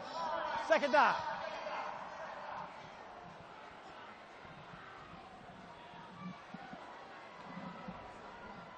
Penalties start to ramp up later in this game now. We didn't have many in the first half. All of a sudden, there have been more in the second half. But Aliquippa, kind of a weird stat there. They had 17 penalties today, and they still won 42-19. Their talent just took advantage of any opportunity that Derry gave them. Good season for all the teams. Just getting to Heinz Field is a special opportunity. And now Lawson trying to wind up. Nowhere to go. He goes back to his left. And Tyler King wraps him up. Nowhere to go. Swallowed him up for the tackle there. Lawson couldn't do much. Again, we looked down the field. There was nobody open. Look at that closing speed by Tyler King, and that's why I compared him to a guy like Scott McKillop. I mean, watch his closing speed and the sure tackle. I mean, that kid, he's going to be a force whenever he goes to Navy. He's going to be a great football player and have a long career. Man, you can see he is built for success, too. Those guys, man, they can really get it done. The combination of Sir Manera and Tyler King, both 220 pounds in that range. And they show a lot of speed, too. They drop back into coverage, just about everything. There's a completion there for a short gain. Miller and Sir Manera combined on that tackle. That's a big high school linebacker, 220 pounds, 6'2", 6'1". And they run. And they can run. It's not that they're... I mean... they can cover some ground. Yes, they can. Both guys I've noticed tonight can drop back, too. And that's what makes it difficult, especially now that they have the lead. Lawson really doesn't have many opportunities down the field, so he has to run around, and then when that happens, plays breakdown. Now, he did make a nice play on the previous drive, but by and large, there hasn't been many open targets. We've seen Sir Manera's ball skills whenever he had the interception. I mean, tipped it to himself, so we know that he can drop and how athletic they are. They're impressive linebacking corps. Well, that punt was either shanked or partially blocked. Couldn't tell from this perspective up here, but it is a short kick. And once again, outstanding field position for Pine Richland. So they take over with 6:32 left, only 6 yards by Lawson. Now it's time for the UPMC game-changing play. And this is the one we'll pick up. It's the flea flicker. And a nice call at the time. It came right after a turnover. One play, game changed at that moment. It's a lead they never lost. Game-changing play brought to you by UPMC Sports Medicine. To learn more, visit upmcsportsmedicine.com. And our thanks to all of our sponsors who jumped on board for the broadcast there. We really do appreciate it. A kind of short notice.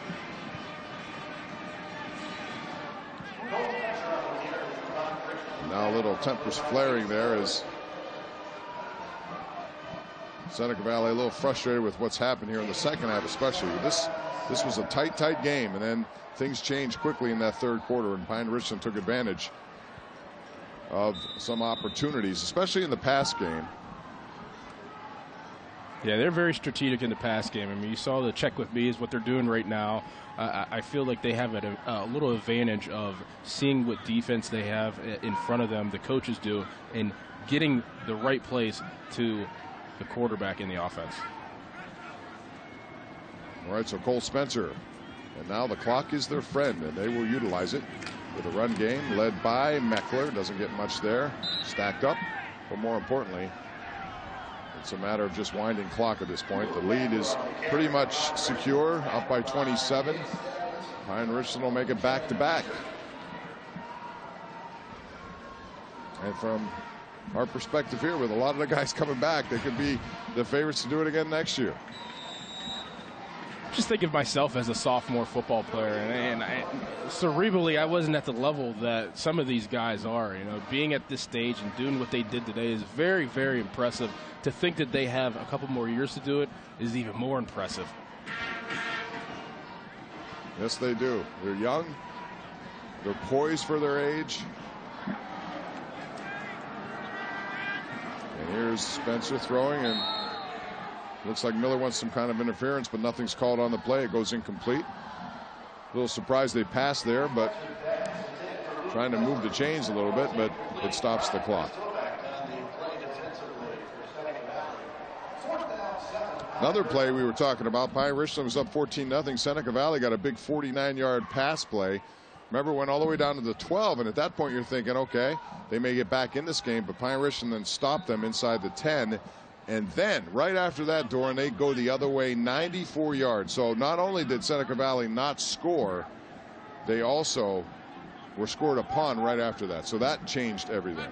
Changed everything. That long drive, I mean, it took some time away, too. And just, you know, the methodical long drive of driving all the way down the field and just really imposing your will on the other team, I mean, that's huge. Our thanks to Mark Oxenrider up here in the booth, too. He has been yeoman's duty all day. Albie's bro getting things done up here. We appreciate that, Mark. Good work.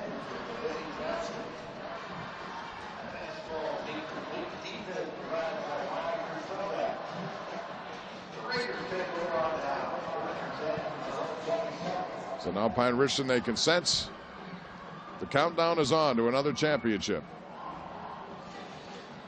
And they have a lot of energy for this time of the night. You know, Bobby, Seneca Valley is going to be upset, and obviously, I mean, these are young kids, but it's about getting here, and you got to give them credit and applaud them, these young guys and this team, for even getting to Heinz Field. It's so tough. So many good teams that you played during the year and had to beat in the playoffs. You know, I give them a lot of credit, and I want to congratulate Seneca Valley for being a tough team throughout the whole year. Absolutely, and they came back. They had to go and beat the same teams that beat them, and they did with Central Catholic and North Allegheny, which was a very difficult out. They beat them.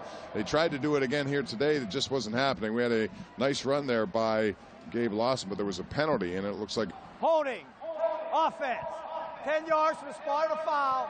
Replay first stop.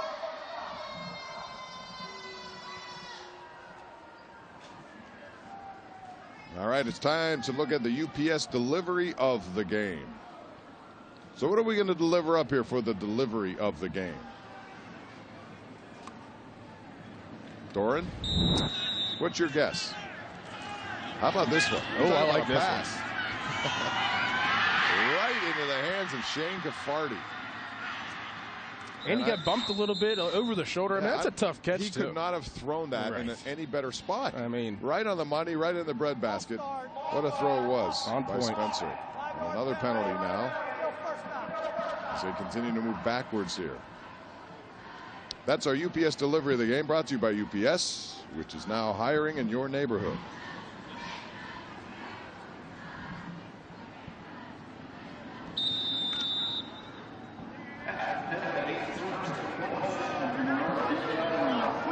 Once again, congratulations to all our winners today and all the teams that made it here to Heinz Field. For young people, it's an opportunity to play at a big stadium like this, home of the Pittsburgh Steelers. I mentioned it earlier, it's about the memories. And I should say the ACC Coastal Champions. Yeah, there you go. Panthers, right? You know, I like that. Pitt Panthers. Duquesne won today. The Penguins continue to have problems. They lost tonight in Ottawa, which is a surprisingly better team, even after trading Eric Carlson.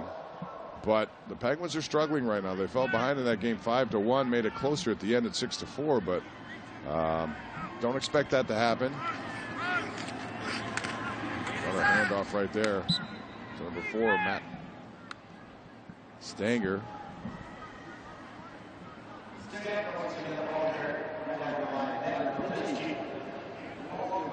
So Seneca Valley, outstanding season for them, will come to a disappointing ending. But at the end, only one team survives, and that's how it works. But you learn from this, you move on from this, and you try to get better from this, and that's certainly the message that Ron Bushley will have for his team. He's done a great job overseeing this team. Lawson again looking downfield, nothing there, and once again, nothing available. And so you get a sack by Cooper Lawton. Boy, the secondary has been just absolutely flooded. And there's our player of the game, the sophomore, the very poised Giant Eagle player of the game, Cole Spencer.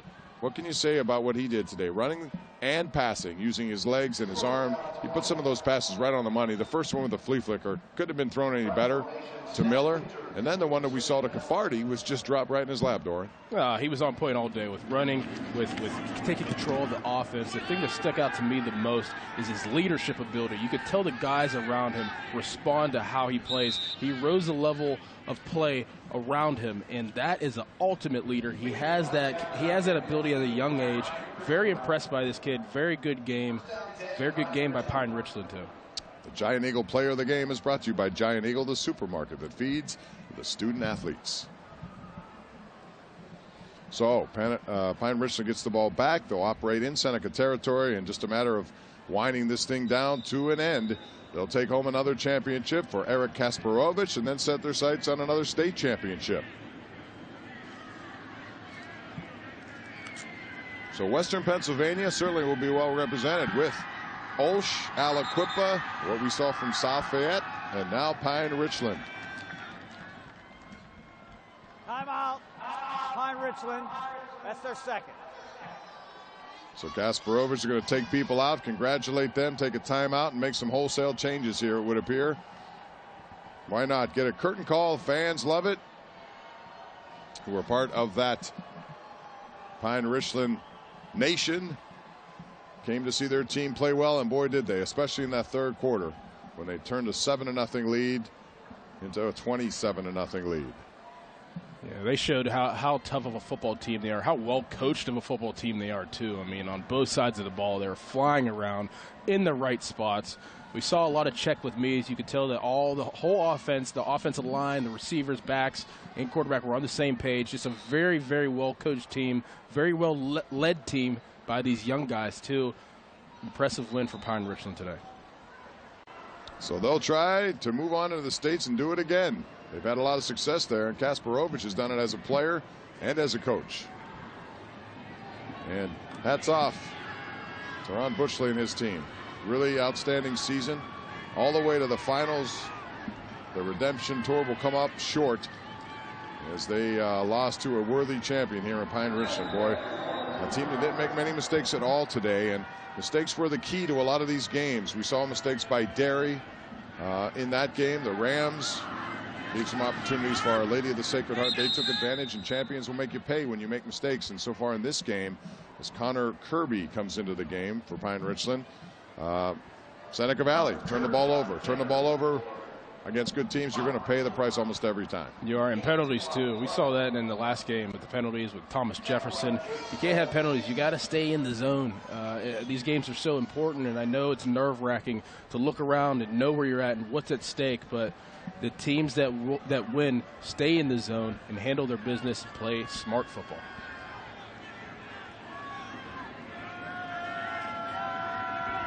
A lot of guys getting opportunities to play here.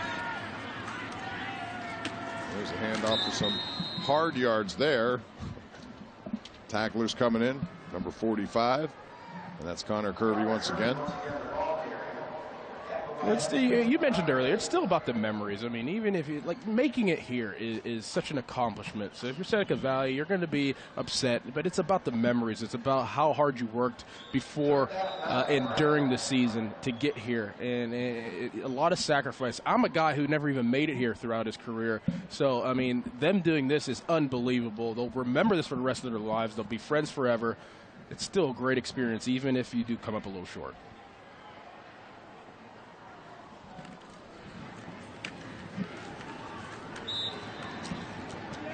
So Mark Oxenrider tells me he is a WPIAL champ. You didn't make it, but Mark did. So we had to be in the 80s, right? Mount Lebanon. Mount Leba. How about that? Congratulations, Mark. Something Albie congrats. didn't do, I know that. Bob, where'd you go? Hopewell. Hopewell High School, yes. Nice. And there is the victory celebration. Gatorade bath for Eric Kasparovich. Time continues to tick around on that sideline, and there's our player of the game, Cole Spencer. The outstanding poised sophomore who threw the ball beautifully today and also ran it. Very elusive for sure, and he's got some good support around him, and that is a cold feeling, but one that Kasparovich will take. Late into the night in our fourth and final game here from Heinz Field. Pine Richland, that's their third and final. So now the celebration continues, and Pine Richland takes another timeout. Seneca Valley will conclude their season as a runner-up, and there's nothing wrong with that. I know it hurts at this point, Doran, but you got here, and they gave it a really good effort in that first half. Just couldn't get things on track in that third quarter, and that's when Pine Richland really took control of the game. Yeah, they ran into a good team. It's not like Pine Richland got lucky or you know, they found their stride this game. They're a very good football team on both sides of the ball, and very, very, very well coached team. So this is a solid loss. I mean, there's no good losses, but if you want to look at it that way, I mean, it's a solid loss. It's a solid team you played against. This will be the final play. Or maybe not. It's going to be down, and Seneca Valley will have to run one more play here. So there's a change of possession, and 24 seconds remain. Cole Spencer. What a performance tonight. We'll have his final stats coming up, but he made plays. And you can see the young man is very happy, celebrating a championship. Not many sophomores win at this level, at this game. Not many sophomore quarterbacks do it as well as he did. Impressive kid right there. Look at him. He's got a little swag to him. He's got that little haircut going on. I mean, you know, good-looking kid. You know, he's excited. I can't wait. I mean, this is great. It's a great feeling to win a championship here at Heinz Field.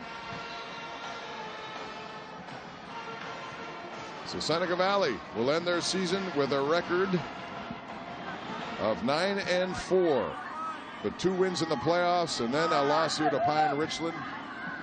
It's still an outstanding season, as we've said, and Pine Richland will go on. They'll move to 10-2. They lost to North Allegheny earlier in the season. Of course, that IMG Academy game at the beginning, but that's been it. They've been outstanding the rest of the way, and they won here today and earned it, especially in that third quarter. Eric Kasparovich, congratulations to the Pine Richland Rams, your 6A champions, as they win 34-7, your final score. And now the very nice sportsmanship going on between the two teams. Head coaches come together. Congrats to Ron Butchley and his team for a tremendous showing throughout the season. So our 4 champions have now been crowned, and we'll be back to hear from Eric Kasparovich and the victorious Rams right after this. Looking for the biggest selection in workstations? Tri-State's got it. Wood and laminate office furniture? Tri-State's got it. Quality name brand seating? Tri-State's got it. Office furniture designed and delivered to your door? Tri-State can do it all. From our experienced in-house delivery and installation crew to our sales and design team, it's all under one roof. Planning on renovating your new or your existing office space? Tri-State's got it. Visit one of our convenient showrooms or go to tristateofficefurniture.com. The holidays make me look forward to Chick-fil-A, honestly. Every year we have an ugly sweater party. I like the manatee. That one's cute. I love this. We cater it with Chick-fil-A. The crowd pleaser.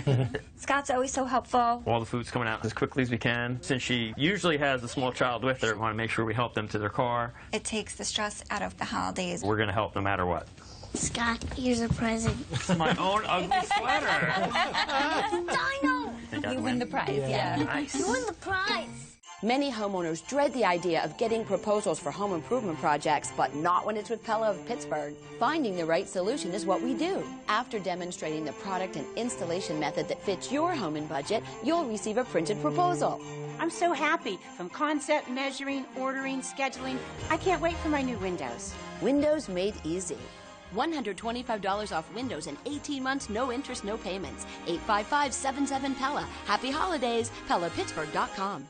A college basketball tradition continues Friday, November 30th, when the Pitt Panthers take on the Duquesne Dukes at PPG Paints Arena in the City Game, presented by GNC. Local bragging rights are on the line in this annual College Hoops Showdown. Tip-off is 7 o'clock p.m. Get your tickets at the box office through Ticketmaster or charge by phone at 1-800-745-3000. It's Pitt versus Duquesne in the City Game, presented by GNC. November 30th at PPG Paints Arena. Tickets are on sale now.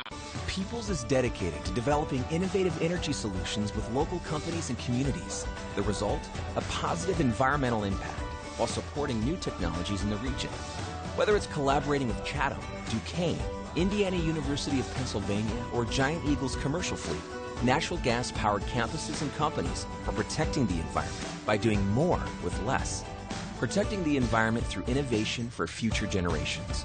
One more way Peoples is making your life better. All right, welcome back to Heinz Field. The victory celebration going on for Pine Richland. They get their trophy as they win 34-7. And there they are with the team picture.